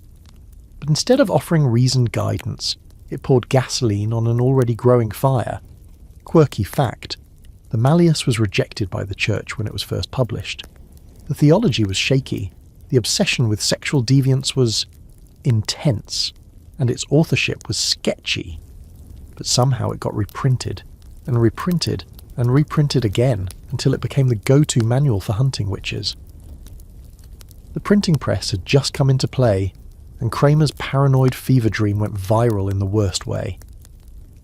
Scholars still debate why the witch craze really took off. Some argue it was economic, blame the poor when times are hard. Others say it was misogynistic backlash in a world where women were gaining a sliver of influence, especially as midwives and herbalists. Others see it as a power grab by church authorities or secular courts. It was probably all of these things, a stew of anxiety, patriarchy, ignorance and fear, simmering in the cauldron of late medieval Europe. And while the peak of the witch hunts comes later, in the 16th and 17th centuries, the groundwork was laid in the Middle Ages. The belief that witchcraft was not only real but organised, a network of evil secretly eroding Christian society, took hold and never really let go. What began as a fringe fear metastasized into national policy. Whole villages were torn apart by accusations. Trials were held with zero evidence. Torture was routine. Confessions were extracted from people who hadn't slept in days. It became a system, a machine that couldn't stop itself. Imagine being a woman living alone in a small town. You're unmarried. You know how to make tinctures from plants. Maybe you've had a few run-ins with the reeve over property lines. Now your cow dies mysteriously, or someone's child falls ill. Suddenly you're under suspicion. You can't prove you didn't curse anyone, and the harder you deny it, the more suspicious you look. It's a trap. There's no way out, because innocence isn't the point. Fear is. And here's where the temporary part really bites. Witch hunts weren't supposed to be policy. They were meant to be emergency actions in rare cases. But once the machinery was built, laws passed, courts trained, towns terrified, it never shut down. It got funded, codified, institutionalized. Entire careers were built on it. People became professional witch hunters. The fear was profitable. Even in places that resisted, like certain parts of Spain oddly enough, there were still outbreaks. And when the Protestant Reformation rolled in, the paranoia only grew. Now it wasn't just witches, Catholic witches or Protestant witches, depending on who you asked. It wasn't just about the devil, it was about the other. And once a society labels someone as the other, it's a short walk to the stake. Eventually the trials began to slow, and by the late 17th century most of Europe had moved on, though it took until the 18th century for some regions to officially stop executing witches. But even after the smoke cleared, the legacy remained. Witch hunts became the go-to metaphor for mass hysteria, for scapegoating, for the violence we commit when we're desperate for answers. And that's the uncomfortable truth. Witch hunts weren't just a medieval thing. They weren't just about superstition or religious mania. They were about fear being weaponized, by institutions, by neighbours, by people who wanted control. The system was supposed to be short-lived, a moral mop-up, a way to handle the bad apples. But it lasted for centuries, and in some ways it never really ended. Think about how we still talk about witch hunts today. In politics, in media, in courts of public opinion. It's become shorthand for a very old pattern. Panic leads to accusation. Accusation leads to punishment, and punishment never actually fixes the problem. It just feeds the fear. So next time you hear someone casually drop the phrase, remember where it came from. Not a spooky bedtime story, but a moment in history when temporary fear turned into permanent terror, and neighbours stopped asking questions and started lighting torches. You're squinting at a battlefield, the dust thick in the air, your helmet sliding slightly sideways because it was made for your older brother, and you can barely tell who's who. The banners are flapping, but everyone's wearing the same muddy armour, and it's chaos. Then, across the field, you spot a brilliant splash of red and gold, a lion on a shield, and you think, finally, someone to stab. That, right there, is the origin story of heraldry, the medieval attempt to solve the age-old problem of battlefield confusion by turning every noble family into its own walking logo. And like so many things in this series, it was never supposed to become permanent. It was a quick, practical fix that got so entrenched, people started using it on their tombstones, stationery and personalised goblets. Heraldry, those crests, coats of arms and gloriously overcomplicated designs, began in the 12th century as visual shorthand. Picture a battlefield without uniforms, radios or overhead maps. Just armoured dudes whacking each other and hoping they don't accidentally kill a cousin. You needed a way to tell friend from foe at a glance. So knights started painting distinctive patterns and symbols on their shields and surcoats. Not for fashion, not for flair, just function. These early designs were basic. Stripes, crosses, a few animals. But once lords realised they could personalise their armour and still be considered serious in battle, things got artistic. Enter the lions, griffins, bears, fleur-de-lis, and increasingly baroque arrangements of stars, swords, and dismembered limbs. Colours got symbolic. Shapes meant something. A blue background with a silver chevron? That's House Blah Blah from West Nowhere, the guy with a green boar on a goldfield. Definitely someone you insulted at a feast once. And because medieval people never met a system they couldn't overcomplicate, heraldry quickly turned into a full-blown science, or technically heraldic law. Special officers called heralds were appointed to keep track of who was using what design. They worked like brand managers mixed with archivists and part-time referees. Heralds attended tournaments and battles, made lists and ensured no two knights rocked the same eagle-dragon combo without permission. Think of them as the medieval version of copyright enforcement, only with more feathers and fewer cease and desist letters. Quirky fact, heraldry even had its own weird vocabulary. You couldn't just say red background with a lion, you had to say gules, a lion rampantor, black was sable, white was argent, gold was or, and the positioning of each creature had a name: rampant, passant, couchant, regardant, each one describing whether the animal was standing, lying down, looking backwards, or doing its taxes. The whole thing reads like someone had a stroke while trying to describe a zoo through a stained glass window. What started as a battlefield necessity eventually migrated into the rest of medieval life. Knights used their heraldry on seals, banners, clothing, and even dinnerware. Castles were carved with coats of arms. Churches displayed family crests in stained glass. Tombstones bore the family symbols, so even in death, you could be identified by your colour scheme. And don't get started on tournaments. What was once practice for battle became the Super Bowl of heraldic display. Knights wore full coats emblazoned with their arms, their squires carried flags, and their horses wore matching outfits like it was medieval fashion week. Now, here's where it really gets sticky. Heraldry became hereditary. Your coat of arms was passed down like a title or estate. Over time, entire families, then lineages, then dynasties, were defined by these designs. They became legal identifiers, proof of legitimacy and noble birth. If someone forged your arms or claimed a design too close to yours, it was grounds for a lawsuit or a duel, sometimes both. And scholars still argue about how much heraldry actually influenced class structure.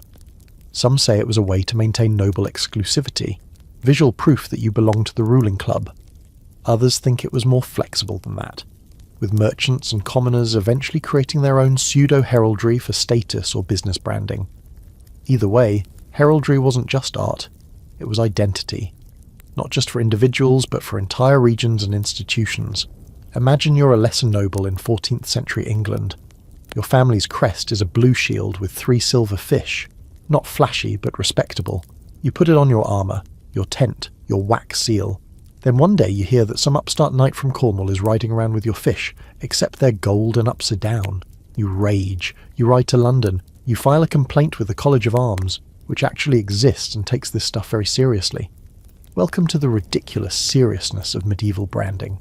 But of course, like everything else in this saga, heraldry outlasted its original purpose. By the time gunpowder warfare took over and full-body armour became obsolete, coats of arms weren't needed on the battlefield anymore. You didn't need to know who was swinging what sword when everyone was just shooting each other from behind. Earthworks. And yet, heraldry didn't die. It shifted. It became decorative, symbolic, and even more enshrined in ceremony. Governments adopted coats of arms. Cities designed them. Guilds created their own. Even today, entire countries have heraldic seals. Schools, universities, sports teams, and corporations still echo the old logic. Here's a visual design that tells you who we are and what we stand for. We just call it logo design now. And let's not forget family crests. Even if you've never seen yours, or if you're 99% sure it was made up by a souvenir shop in Dublin, you've probably encountered the idea. Some people still hang them on walls, print them on family reunion t-shirts, or get them tattooed on their shoulders like some ancestral barcode. The idea that we can compress identity into colours, shapes, and symbols, that stuck. And it all started because knights needed to stop accidentally stabbing their teammates. So heraldry, a temporary battlefield solution turned social institution turned legacy aesthetic. It wasn't supposed to last longer than the next skirmish. But then people saw their family griffin in stained glass and thought, yeah, that's me, forever. It's a chilly morning in 13th century Florence, and you've just witnessed the most thrilling event of the week. A local merchant swearing in front of a priest and 2 other guys that he really truly did sell 10 bolts of cloth to that fishmonger across the street. No paper, no receipt, just some dramatic hand gestures, maybe a handshake, and a bunch of people nodding solemnly. Welcome to the medieval notary's world. A role that began as a humble, temporary recorder of contracts and oaths, but somehow evolved into a sprawling, paper-choked bureaucracy that has haunted us ever since. The notary's job was originally straightforward. Write stuff down. That's it. In a society where most people were illiterate and memory was about as reliable as medieval plumbing, someone had to officially document agreements, especially ones involving land, marriage, money, or death. so cities and towns began appointing notaries to serve as legal witnesses and scribes, mostly to prevent every business deal from turning into a shouting match or a duel involving goats. But this wasn't just scribbling. Notaries had authority. Their documents carried legal weight. Once a notary signed and sealed a deed, it was as close to law as you were going to get without dragging the Pope into it. And because medieval people were obsessed with ritual and record-keeping, notaries started showing up everywhere, at weddings, at funerals, in courtrooms, even at random livestock transactions. You couldn't sell a cow or donate land to a monastery without a notary sniffing around with ink-stained fingers and a wax stamp. Quirky fact, medieval notaries had their own personal emblems or marks, basically proto-signatures, that they used to sign and authenticate documents. Some of them got really fancy with it. Squiggles, monograms, symbols with obscure meaning. It was half signature, half branding. In a way, they were the first bureaucrats with a logo, and this role wasn't just limited to dusty monks or city officials. By the 12th century, notaries were becoming part of a growing professional class, educated, trained, and often well-connected. In places like Italy especially, being a notary became a path to power. It was one of the few ways a literate commoner could rise in prestige without being born into nobility or joining the church. Some of them became so influential they ran entire cities. Others managed vast archives or travelled with merchant guilds, chronicling trades and treaties like human filing cabinets. Now here's where things started to snowball. What was supposed to be a simple, utilitarian function, write this down, seal it, move on, began to expand. Suddenly everything needed to be documented. Notaries started drafting contracts for stuff no one used to care about. Loan terms, dowries, apprenticeship deals, promises to repay debts in pigs. And as literacy spread and paper became slightly more available, the role of the notary grew in proportion to the growing complexity of society. More trade meant more disputes meant more need for documentation, and so on. Imagine you're a 14th century blacksmith and you want to take on a young apprentice. You can't just shake hands and hand over a hammer anymore. You need a notarized contract that outlines how many years the boy will train, who provides his meals, and what happens if he burns his foot off with molten iron. And you can bet the notary is going to charge you a fee and ask for your full legal name, your mother's maiden name, and possibly your shoe size. All for a deal that would have once been settled with 2 nods and a spit shake. This explosion of paperwork led to something historians still argue about today. Did the rise of notaries contribute to the modern legal state? Some say yes. By creating written records, notaries laid the groundwork for legal standardization, accountability, and governance based on documents instead of memory or muscle. Others argue that notaries simply grew with the system rather than shaping it, riding the wave of expanding urbanization and trade like bureaucratic barnacles. Either way, the result was the same. Documents became everything. In medieval Europe, if it wasn't written down, sealed and notarized, it might as well not have happened. And once people got used to that, there was no going back. Notaries became as indispensable as bakers or blacksmiths, except, instead of bread or tools, they provided legitimacy. The role also got tangled up in the church, because many early notaries were clerics. The language of documentation was often drenched in Latin, religious flourishes, and moral overtones. Even a mundane contract to rent a vineyard for 3 seasons might start with, "In the name of God, Amen," and include blessings for all parties involved. Writing in this world wasn't just administrative, it was sacred. And over time, as empires and kingdoms rose, fell, and shuffled their borders, the notary's job stayed the same: record the chaos, one scroll at a time. It was the notaries who preserved treaties, tallied taxes, and ensured that when a lord died, his estate wasn't claimed by 20 angry cousins with swords and no proof. Today, we still have notaries, those solemn, pen-wielding souls who witness signatures, affix seals, and prevent legal disasters with a single stamp. You probably don't think of them as medieval relics, but they are. Their job, though modernised, is a direct descendant of that early stopgap solution to illiteracy, dishonesty, and the complete lack of digital backups. So next time you're at a notary's desk, staring at a stack of forms, wondering why you can't just email a PDF and move on with your life, remember, you are taking part in a tradition nearly 1,000 years old. a role born of chaos, necessity, and the human need to say, yes, this really happened, and here's my official squiggle to prove it. Notaries weren't supposed to last. They were a workaround, but like every good medieval workaround, they got cosy, built an office, and stayed forever. It's a rainy afternoon in 14th century Ghent, and you're a 22-year-old weaver's apprentice who's finally been accepted into the local guild. The other members give you a gruff nod, the guildmaster presents you with your official shears, and there's a mildly undercooked roast to celebrate. You're thrilled, you've made it. You now have job security, social respect, and access to secret meetings that mostly involve arguing about thread tension. What you don't realise is that you've just joined one of the most deeply embedded institutions in medieval society. One that started as a flexible temporary labour agreement and somehow turned into a rigid power structure that controlled everything from wages to who could make buttons.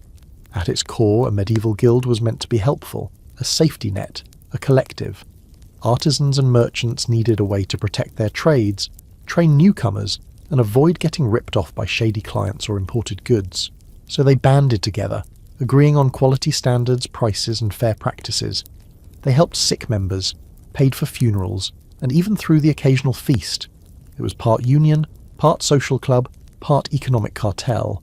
The original idea, temporary cooperation between equals, but very quickly that temporary turned into tyrannical. Guilds evolved into gatekeepers. If you weren't a guild member, good luck practicing your craft. If you didn't go through the full apprenticeship process, pass your journeyman trial, and create a masterpiece, yes, that's where the word comes from, you couldn't set up shop. It didn't matter if you were the most talented cobbler in the county. If you weren't approved, you were out. And heaven help you if you tried to sell your goods in someone else's town. Guilds were notoriously territorial. Some cities even posted armed guards at market gates to keep out foreign products, sometimes from only a village or two away. Here's your quirky fact. Guilds had elaborate oaths, rituals, and secret handshakes. Okay, maybe not full-on Masonic handshakes, but close. Many guilds swore loyalty over relics, held meetings in candlelit halls, and had coded ways of identifying fellow members. Some even had patron saints, official banners, and matching robes for festivals. You didn't just join a workplace, you joined a tribe. Historians still debate whether guilds were more helpful or harmful. Some argue they upheld quality, protected workers, and created a sense of pride and community. Others claim they were closed shops that stifled innovation, raised prices, and froze out competition. The truth, like everything medieval, is probably somewhere in the middle. In some places, guilds were lifelines. In others, they were just another way the powerful kept power. What we know for sure is that guilds had enormous influence. In many cities, they weren't just economic players, they were political ones. Guild leaders often sat on city councils, controlled voting rights, and even chose mayors. In Florence, for example, the entire government was dominated by the arti, or guilds. If you were part of the wool guild, the banking guild, or even the notoriously cranky judges guild, you had a voice in how the city was run. And that meant if you weren't in a guild, say, a woman, a Jew, a foreigner, or just a poor craftsman, you were effectively locked out of civic life. Now imagine you're a female potter trying to set up your own kiln in 14th century London. You're talented, your glazes are stunning, you're reasonably sure your competitors are just jealous. But none of that matters. The Pottery Guild doesn't admit women. If you sell your wares, you risk fines, harassment, or worse. You try to join through your husband, also a potter, but he dies before you qualify. Now, despite your skill, you're illegal.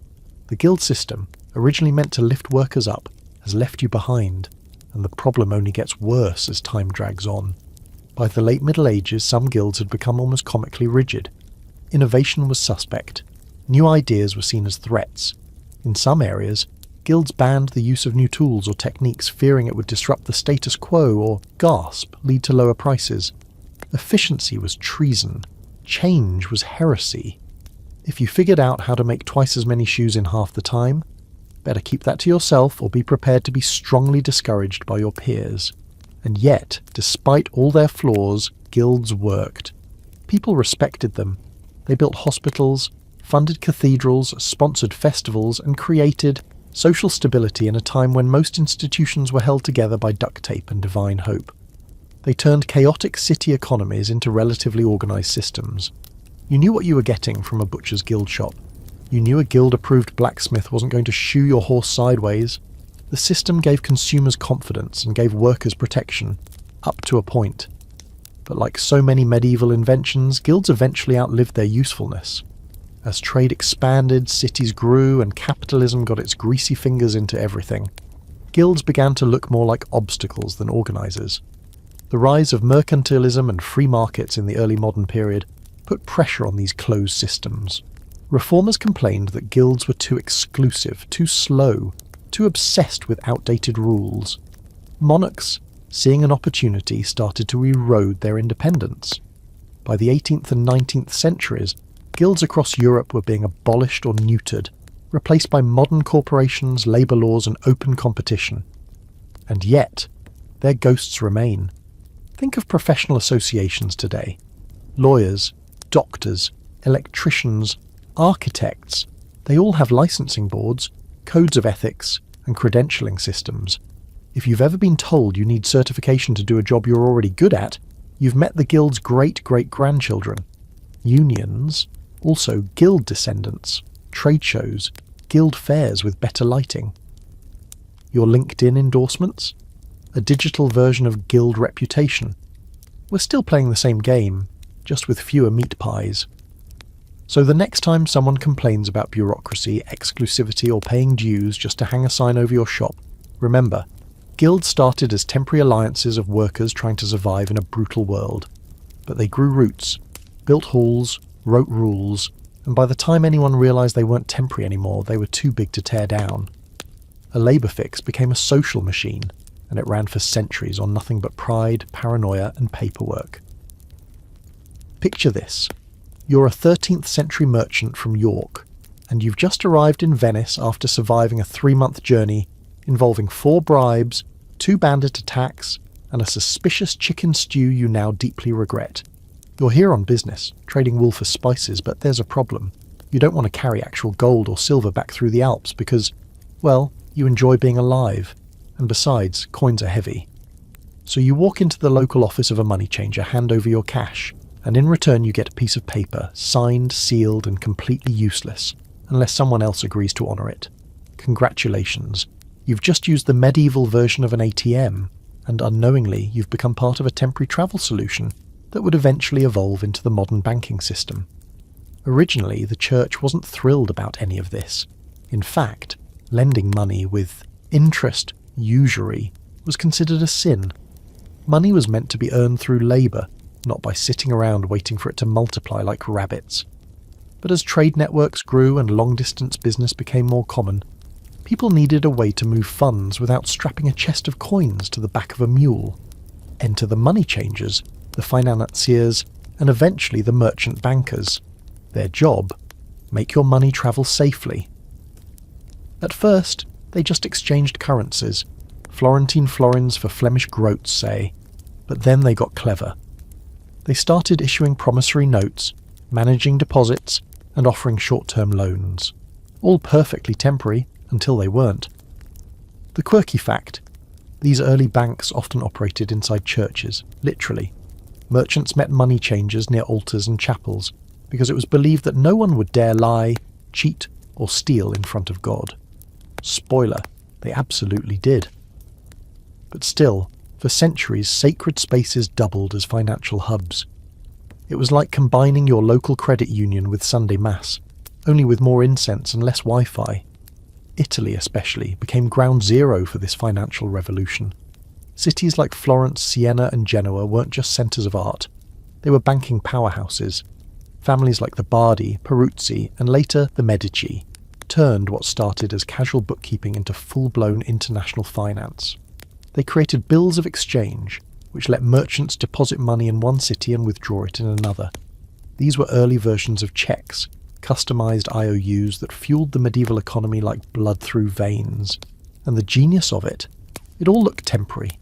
These were one-off contracts, one-time deals, short-term fixes to help merchants avoid robbery or currency confusion. But these fixes required trust, then structure, then rules, then inevitably institutions. And soon, what had been simple convenience turned into complex networks of financial power. ones that rivaled kings. Now, scholars still debate whether medieval banking caused the shift toward capitalism or simply responded to it. Some argue that the rise of credit, interest, and speculative investment laid the foundation for modern economic systems. Others point out that medieval bankers were just following the needs of traders and didn't exactly invent financial ambition. But either way, the impact is undeniable. Those little handwritten notes exchanged in the back of cathedrals eventually led to central banking, international credit, and everything you both love and hate about finance today. And it wasn't just merchants who noticed. Kings and popes started turning to bankers for loans. Need to fund a war? Call the Bardi. Planning a crusade? Maybe the Templars can float you some coin. The irony was thick. Institutions that once banned interest were now borrowing like college freshmen with a new credit card. And the bankers, for their part, weren't just counting coins anymore. They were influencing politics, funding campaigns, and pulling strings behind the scenes. Medieval bankers weren't just money men. They were kingmakers. Imagine you're a travelling pilgrim headed to Santiago de Compostela. You're not a merchant. You just want to reach the shrine without losing your savings to roadside thieves.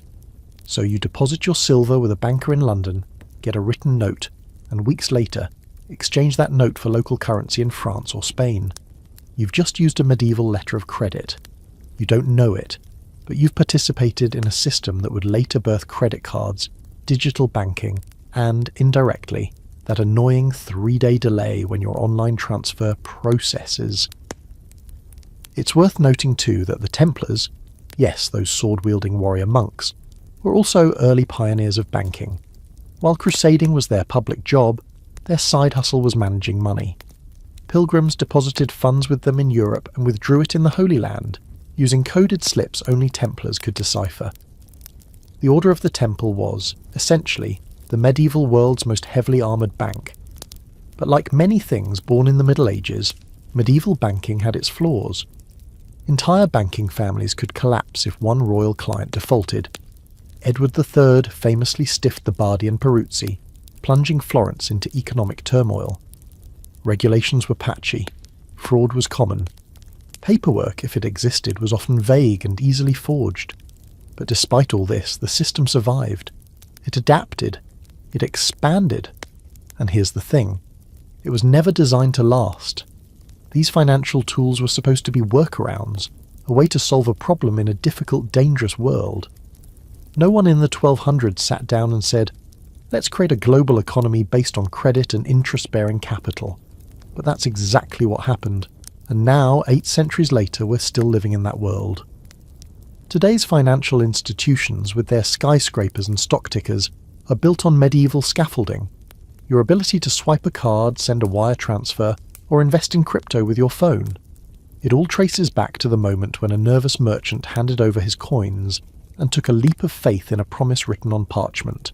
So the next time you tap your card and see processing, think of that guy in 13th century Florence, holding a wax-sealed note, praying that the banker on the other end is still in business, and still honest. Temporary systems, it turns out, make great foundations, especially when nobody ever calls them temporary again. The sun's barely up over the rooftops of medieval Paris, and already the air smells like soot, baking bread, and the faint tang of something definitely dead in the Seine. You're making your way through the narrow cobbled lanes past wooden houses that lean like they're whispering secrets to each other, when suddenly you hear it, the low rhythmic chant of prayers, echoing off stone.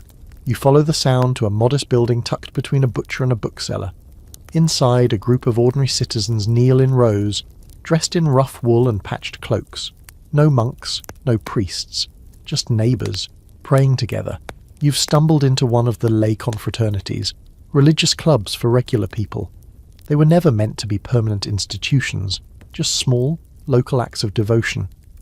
But somehow these little groups of pious townsfolk ended up shaping cities, funding hospitals, influencing politics, and leaving behind a legacy that still lingers in everything from non-profit boards to parish bake sales. The word confraternity comes from Latin, confratres, meaning brothers together. It was originally just a label for informal gatherings of lay people who met for prayer, charity, or good old-fashioned guilt. Most of the time, they weren't trying to be world changers. They just wanted to pray with like-minded folks, honour a particular saint, or ensure someone would say a mass for them after they died. It was grassroots religion, simple, voluntary, and deeply local. And like a lot of medieval fixes, it started small and spiralled completely out of control. Here's the quirky bit. Many confraternities began with nothing more than a feast day, a miracle rumour, or a collective midlife crisis. A group of merchants might band together to venerate the Virgin Mary. A guild could adopt a patron saint and create a ritual calendar of processions and charitable acts. A widow might sponsor a chapel or soup kitchen and recruit others to join her cause. It wasn't centralised, it wasn't planned, it was medieval crowdsourcing for the soul. But quickly, these groups grew in power and organisation. They developed statutes and officers, collected dues, built headquarters, and enforced codes of conduct. In some cities, being part of a confraternity wasn't just a spiritual choice, it was expected. If you were anyone, you belonged to one, sometimes two, maybe three, if you were really into candles and confession. And they didn't just pray, they did stuff. They ran hospitals, gave alms, buried the dead, educated poor children, and in some cases basically operated as parallel governments. Imagine you're a shoemaker in 15th century Milan. You work hard, scrape by, and join the local confraternity of St. Crispin, patron of cobblers. Every Thursday you attend their prayer meetings. Every winter you help distribute shoes to the poor. When someone dies, you all attend the funeral, walking in procession with candles and singing dirges that you only half remember the Latin to. It's exhausting, but it means that when you die, you'll have someone to bury you properly and pray for your soul. That's not nothing in a world where being forgotten is worse than death. What began as a temporary patch, a way to offer spiritual and social support outside the rigid structures of church and state, became an entire subculture. Confraternities built their own chapels, hired their own priests, and sometimes even commissioned art and architecture. If you've ever seen a Renaissance-era church with oddly specific stained glass of, say, 5 guys handing out bread while kneeling before an obscure saint, that was probably paid for by a confraternity with a decent savings account. But like most medieval institutions, these pious clubs had a dark side. Some became exclusive, cliquish, or downright elitist. Others turned into political tools, especially in cities like Florence or Venice, where religious devotion and civic power liked to dance a complicated tango. If you were in the wrong confraternity, you might be excluded from trade deals, government jobs, or social events. And while many confraternities preached charity, some were deeply involved in public penance rituals that bordered on the performatively gruesome. Flagellation processions, hair shirts, fasting marathons. A few even got tangled in inquisitorial business, reporting on members who seemed a little too heretical, or not quite holy enough. There's still debate among scholars about just how grassroots these organisations really were. Some argue that they were genuine bottom-up expressions of lay spirituality, proof that regular people had agency in shaping religious life. Others say they were tools of control, subtly reinforcing church doctrine and civic order while offering the illusion of freedom. Both sides have a point. Confraternities empowered ordinary people and kept them in line. That's medieval efficiency for you. But what made them truly enduring was their adaptability. When plague swept through Europe, confraternities took charge of caring for the sick and burying the dead. When political instability rocked cities, confraternities offered consistency and community. When people couldn't afford private masses or donations to monasteries, confraternities pooled resources so everyone could get a slice of salvation. They filled in the gaps that neither the church nor the state could consistently manage. And here's the kicker, they're still around. Modern mutual aid societies, religious orders, social clubs, and charitable foundations. All of them owe something to the medieval confraternity model. Ever been to a pancake breakfast at a church?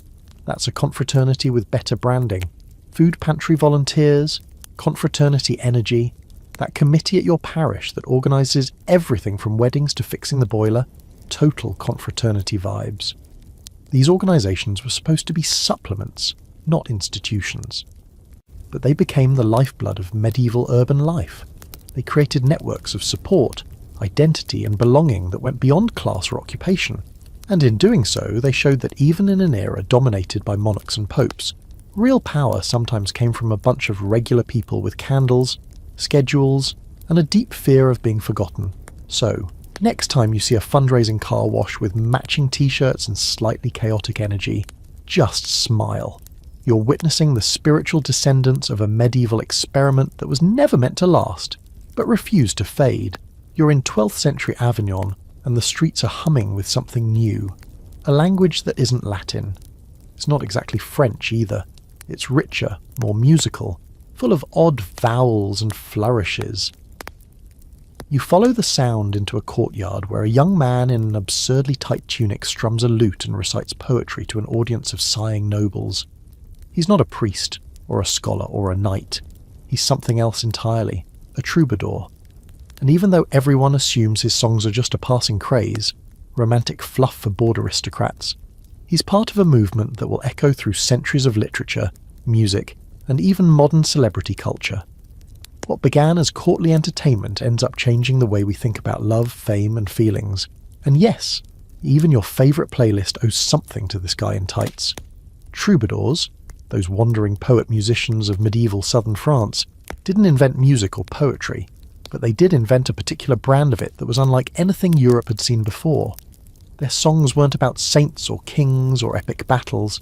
They were about desire, yearning, longing, the pain of unrequited love, often for someone entirely off limits, like a noblewoman married to a powerful lord. The kind of love you weren't supposed to have, but couldn't help feeling. The kind of love that was elevated to a virtue simply because it was impossible. This became known as courtly love, a concept so powerful and emotionally messy that we're still wrestling with it 800 years later. It was romantic, yes, but also coded, ritualized, and often hopeless. In the typical song, the lady is distant, aloof, morally superior. The troubadour is tortured, humble, willing to suffer endlessly for just a glance. It's basically every emo lyric written between 1995 and 2007, just with more falconry metaphors. And here's the quirky fact. A lot of this poetry was written not by dusty old men, but by young, ambitious social climbers. Troubadours often came from the lower nobility or merchant class. Some were even women, the Troberits, who flipped the script and sang about men with equal parts sass and sorrow. It wasn't about who you were, it was about whether you could perform. A well-crafted verse could open doors at court, earn you a patron, or get you invited to the castle's next poetry slam. It was like a medieval open mic night with better costumes and slightly higher stakes. At first, the whole thing looked temporary, a fad, a distraction for nobles with too much time and too few wars, but it spread like wildfire. From Occitania to northern France, from Italy to Spain, the model of the lovesick lyricist caught on. By the time it hit the courts of Eleanor of Aquitaine and her famously literary entourage, troubadour culture was no longer fringe. It was fashion. Knights were composing poems between battles. Queens were commissioning verse about their pet swans. Poetry had become a social currency, and the influence didn't stop there. These songs began to reshape literature itself. The medieval epic was slowly edged out by the romantic narrative. The ideal hero was no longer the brutish warrior, but the sensitive lover. Lancelot, Tristan, Romeo, eventually. Love stories got darker, more tragic, more psychological. All because some guy with a lute wouldn't stop whining about how pretty Lady Beatrice looked during Vespers. Now, scholars still argue about just how real all this was. Did troubadours actually feel this anguish? Or were they just milking the poetic formula? Was courtly love a reflection of genuine cultural change, or just elaborate literary cosplay? Either way, it worked. It gave people, especially women, a new kind of visibility in literature. Ladies were no longer just prizes to be won. They had moral authority. They were muses, judges, occasionally even poets themselves. And the legacy? Still here. Every time you listen to a breakup song, watch a romantic comedy, or read a novel about star-crossed lovers who tragically just miss each other at the airport, you're swimming in the wake of troubadour culture. The idea that love should be hard, that longing is noble, that suffering somehow purifies emotion, that all came from here. It's beautiful. It's exhausting. It's very medieval. Imagine being a 13th century noblewoman listening to a troubadour's new song. Maybe your marriage was arranged. Maybe your life is full of duty and protocol. But here comes this scruffy poet, singing about your beauty like it's the sun breaking through the clouds. He can't love you, not openly, but that's what makes it so thrilling. You smile, say nothing, and when he leaves, you commission a song in response, quietly, anonymously, because you know how the game is played. What began as flirtation evolved into cultural identity. Troubadours weren't just entertainers, they were artists, influencers, manipulators of feeling, and their songs survived. Written down, memorized, performed again and again. Some even got copied across languages. By the time Dante and Petrarch picked up their pens, the path had been paved. Love, as an idea, had been made literary. And yes, troubadour poetry was often absurd, overwrought, filled with metaphors about falcons and chained hearts and blossoms trembling in the moonlight. But it gave people language for things they hadn't known how to express.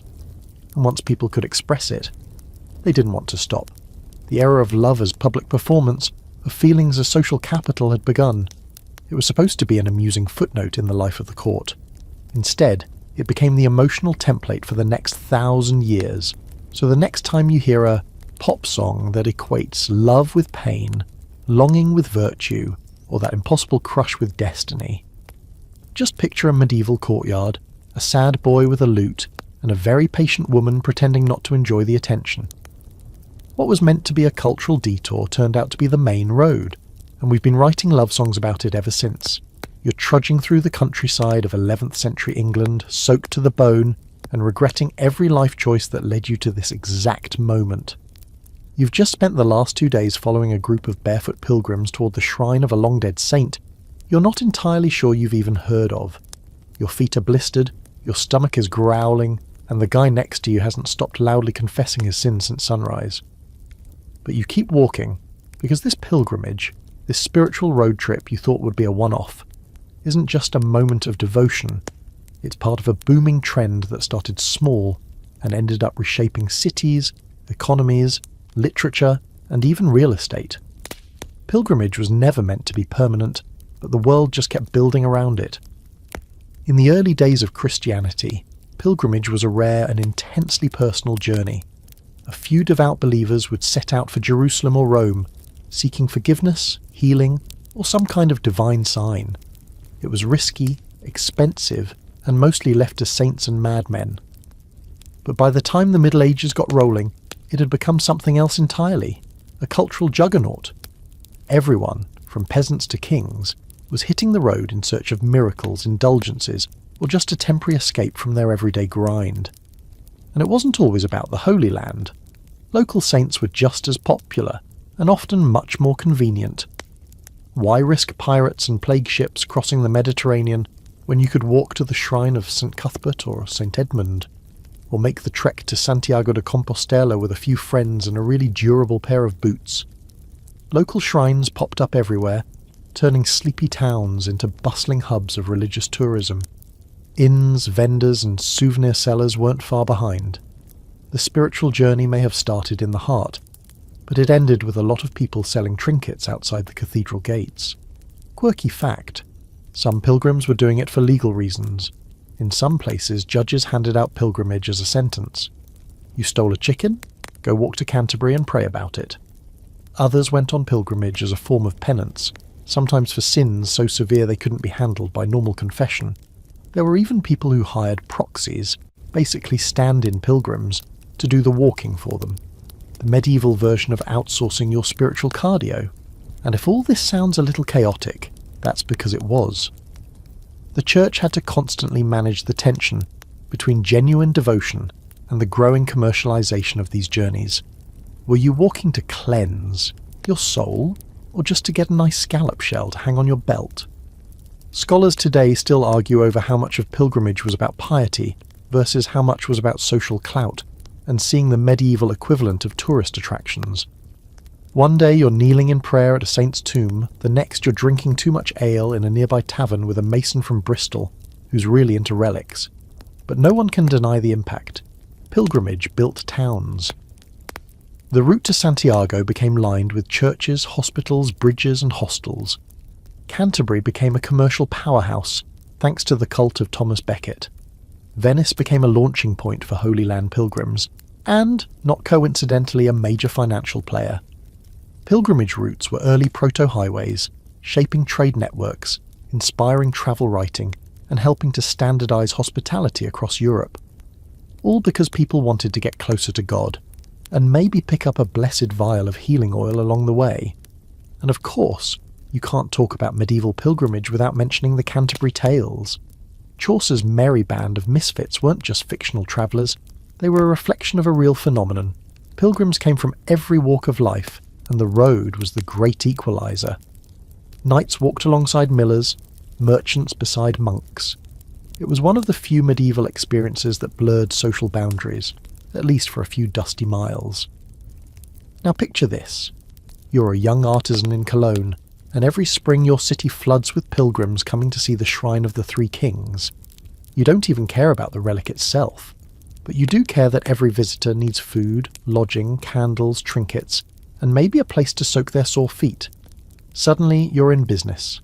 Your city's economy now depends on this temporary religious movement, and soon everyone's fighting to host the next miracle-working saint. St. Relicia of Upper Saxony sneezed near a well. Build a chapel and start marketing. That's the part people forget. Pilgrimage didn't just shape spirituality, it reshaped medieval economics. Entire communities began to rely on the influx of visitors. Shrines competed like franchises. Some even faked miracles or padded their relic collection to attract foot traffic. Yes, that town has the finger of St. Andrew, but we have the whole hand, plus a toenail. Still, despite the inevitable grifting and over-commercialization, pilgrimage offered something profound: mobility. For people who would never travel more than a few miles from their birthplace, it was a chance to see the world, meet new people, and step outside the bounds of their normal identity. You weren't just a blacksmith or a maid. You were a pilgrim, part of something sacred, a traveller on holy ground. That identity stuck, even if your motivations were 40% sin cleansing and 60% not wanting to work for 2 months. And it wasn't just physical movement. Pilgrimage shaped mental, maps of Europe. Even if you couldn't read, you knew about Santiago, Rome, Canterbury. You'd heard the stories. Maybe you had a cousin who went or a brother who never came back. The world felt wider, more connected, and through that sense of movement came a new kind of storytelling. Travel narratives, miracle collections, and guidebooks, all offering a glimpse beyond the horizon. And guess what? People still go. Today's pilgrimages may come with guide apps and support vans, but the bones are the same: movement, meaning, and a little bit of suffering. Whether you're walking the Camino with modern hiking boots or visiting a shrine with your church group, you're part of a tradition that was meant to be occasional, maybe even a one-time act of penance, and instead became one of the deepest grooves in the trail of human history. So next time you plan a spiritual retreat, book a walking tour of sacred sites, or find yourself crying on a forest path with a blister the size of a quail's egg, remember? This was supposed to be a footnote, a spiritual timeout, but it turned into a continent-wide phenomenon that taught medieval people how to move, how to connect, and how to believe, even with muddy boots and an aching back. You're standing in a bustling 14th century university courtyard in Bologna, dodging flying parchment and the occasional ink-splattered argument about Aristotle. Students in mismatched cloaks shout Latin at one another, while an overworked professor paces in front of a columned hall, muttering lecture notes to himself and wondering how many of his students will actually show up sober. Welcome to the chaotic, gloriously pretentious world of the medieval university, an invention that began as a loose temporary arrangement between teachers and learners and somehow evolved into a global system that still governs education today. The earliest universities didn't start with ivy-covered buildings or stately libraries. They started with a problem. People wanted to learn, but they didn't want to get fleeced by travelling charlatans with fake degrees and suspect grammar. So around the 11th and 12th centuries, groups of students and teachers, mostly in cathedral cities like Paris and Bologna, formed guilds. Yes, like blacksmiths or masons. But instead of forging iron, they forged ideas. These academic guilds agreed on curriculum, teaching standards and payment systems, and voila, the university was born, not as an institution, as a contract. What made it official was the charter, granted by a pope, a king, or some local bigwig who wanted to impress the neighbours. Bologna got its start around 1088. Paris followed. Oxford cropped up shortly after some disgruntled scholars fled France. These schools were never meant to become eternal fixtures. They were meant to solve a problem: how to reliably learn law, theology and medicine without wasting your youth chasing rumour and hearsay across Europe. But they worked a little too well, and they were wild. Early university life was closer to a street performance than an orderly lecture. Classes were held in borrowed rooms, churches, or wherever a crowd could gather. Professors read aloud from texts, slowly, dramatically, while students took notes by hand, sometimes sharing a single copy between 6 people. Forget PowerPoints. If you wanted a textbook, you had to copy it yourself, or hire a scribe who didn't charge by the smudge. And then there were the arguments. Oh, the arguments. Here's your quirky fact. Student riots were a regular feature of medieval universities. These were not calm, gentle institutions. Students fought landlords over rent. They brawled with townspeople, threw furniture out windows, and occasionally barricaded themselves in halls over tuition fees. In 1229, a dispute between students and Parisian police turned so ugly that the university literally shut down for 2 years and moved to other cities in protest. Academic strike doesn't quite capture the drama, more like a travelling intellectual circus with a Latin vocabulary and no off switch. And yet, these chaotic centres of learning began to standardise. The trivium and quadrivium, grammar, rhetoric, logic, arithmetic, geometry, music and astronomy, formed the foundation of the arts curriculum. From there, students could move on to higher faculties, law, medicine or theology. You started as a bachelor, literally baccalaureus, worked your way to master or doctor, and hopefully ended up with enough clout to lecture other people for the rest of your life. It was the first real system of degrees, a ladder of education that's still with us today. Of course, it wasn't all enlightenment and glory. The universities were deeply tied to the church, and most of the curriculum was filtered through a theological lens. Aristotle was rediscovered, but only after being scrubbed for compatibility with Catholic doctrine. Disagreeing with the wrong text could get you excommunicated, or worse. And women? Don't even think about it. Medieval universities were rigidly male spaces. The only women involved were occasionally in the background, copying manuscripts, endowing buildings, or being quietly brilliant in convents. Still, the scope was incredible. By the 13th century, universities were producing legal experts who shaped kingdoms, doctors who pushed medicine beyond superstition, and theologians whose dense Latin arguments could make or break church councils. Scholasticism, with all its dry syllogisms and hair-splitting distinctions, was born here. And while today it might sound insufferable to spend 10 years debating whether angels could move through time, in its day, this was the cutting edge. This was thought, happening in real time, and that's what scholars still wrestle with. Were these universities forces of progress or bastions of conformity? Some historians argue they stifled creativity, churning out dogma and bureaucrats. Others see them as the foundation of modern intellectual freedom. The answer is probably both. They were slow, conservative and elitist, but also the first places where knowledge was systematically shared, challenged and preserved across generations. Imagine being a 14th century student at Oxford. You're broke, you're cold, and you're living off boiled cabbage and wine of questionable legality. But you're also part of something extraordinary. You attend lectures by candlelight. You argue theology in the tavern. You help copy the sentences of Peter Lombard by hand until your wrist screams. You may not know it, but you're part of the invention of the academy, not just as a place, but as an idea. And when you graduate, if you graduate, you might return to your hometown as the one person who can read Latin fluently. You'll advise bishops or draw up contracts or teach the next wave of overeager scholars. And slowly, that temporary solution to Europe's knowledge problem becomes a pillar of its identity. By the end of the Middle Ages, universities weren't going anywhere. They had buildings, patrons, traditions, alumni networks, and enough Latin jargon to wallpaper a cathedral. And when the Renaissance hit, they were ready. Not always fast to adapt, but stable, structured, and there. So the next time you grumble about student debt, group projects, or dense professors with three-piece suits and no awareness of time limits, remember this. The system was never meant to last this long, but it did, because people kept showing up, hungry for knowledge, or at least for the debate. What began as a fix for unreliable teachers became the blueprint for global education. Welcome to the long, strange legacy of the medieval university.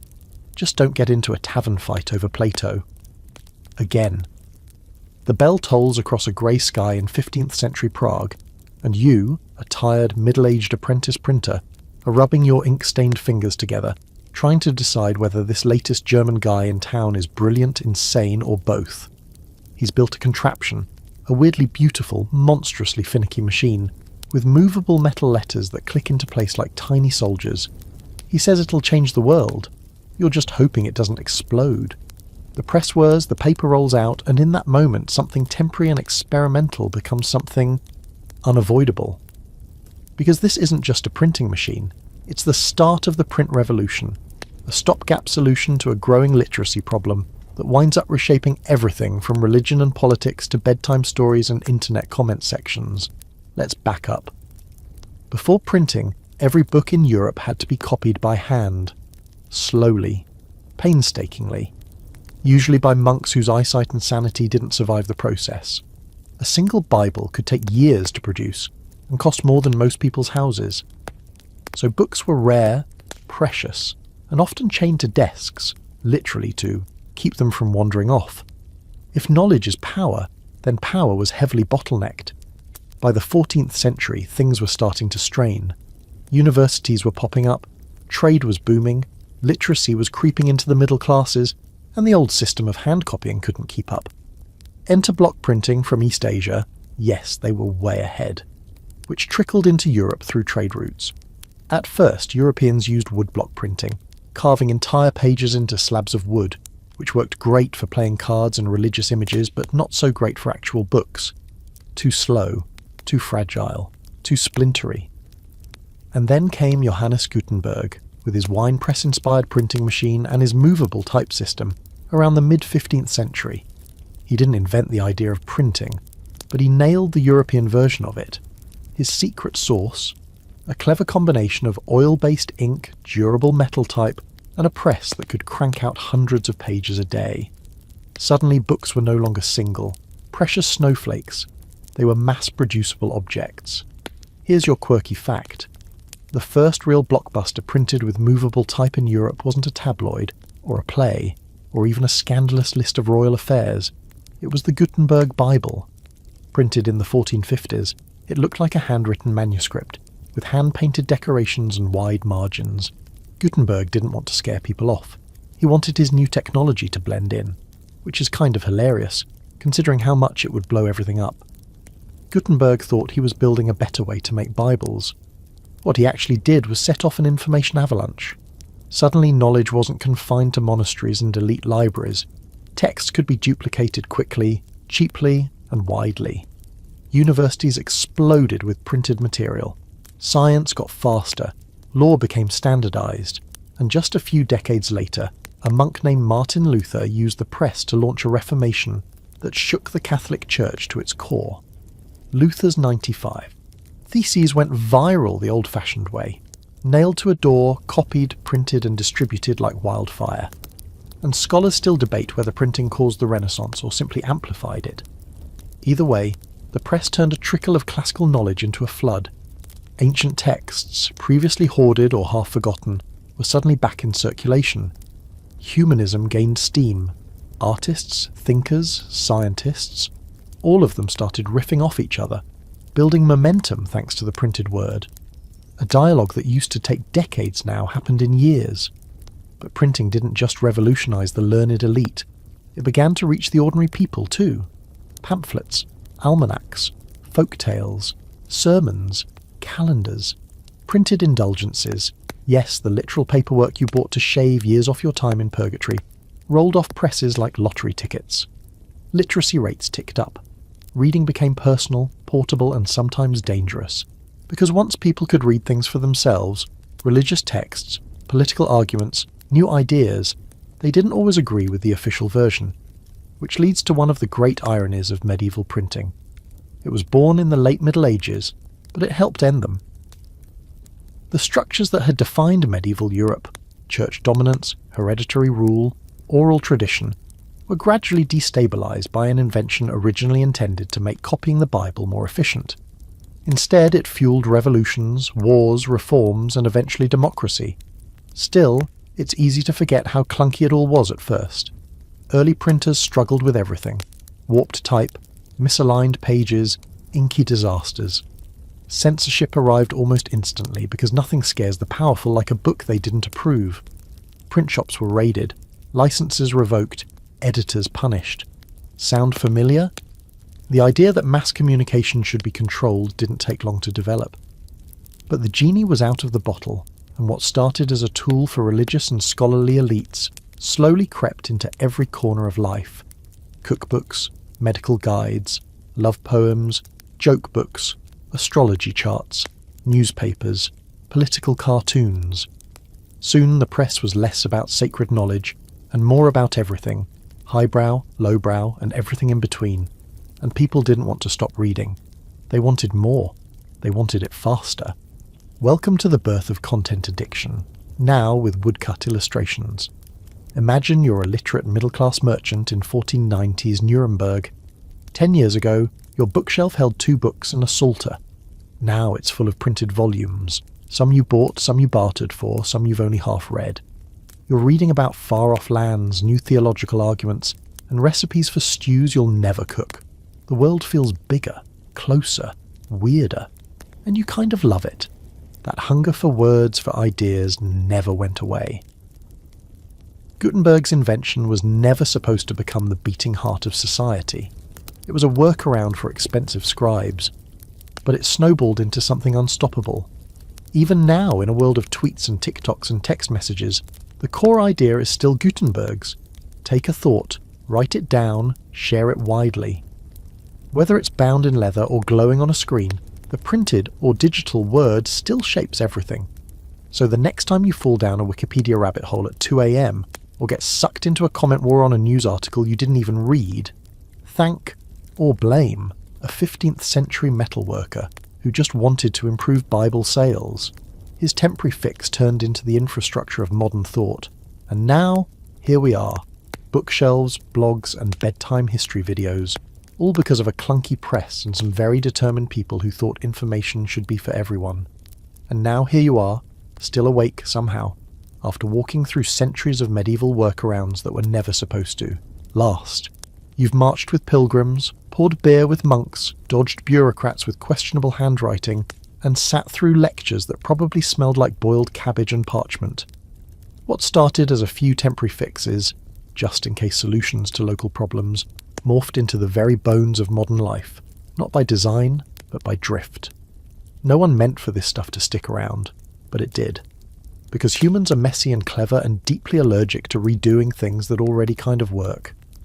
Maybe that's the real takeaway from all this. We inherit systems that weren't meant to last. From education to economy, from law to love songs, we live in the long echo of medieval improvisations. Someone in the 12th century made a quick decision to survive the season, and we're still filing paperwork because of it. And honestly, that's kind of beautiful. Also a little frustrating, but mostly beautiful. So next time you sign something in front of a notary, or join a guild-like association, or go on a spiritual retreat with matching t-shirts, remember, you're not doing something new. You're part of a chain of people who patched the holes of their world and accidentally built the framework of ours. Now close your eyes. Let the flicker of candlelight from some long-forgotten scriptorium fade behind your eyelids. Let the echo of iron printing presses and Gregorian chants drift into a soft hum. You've earned your rest.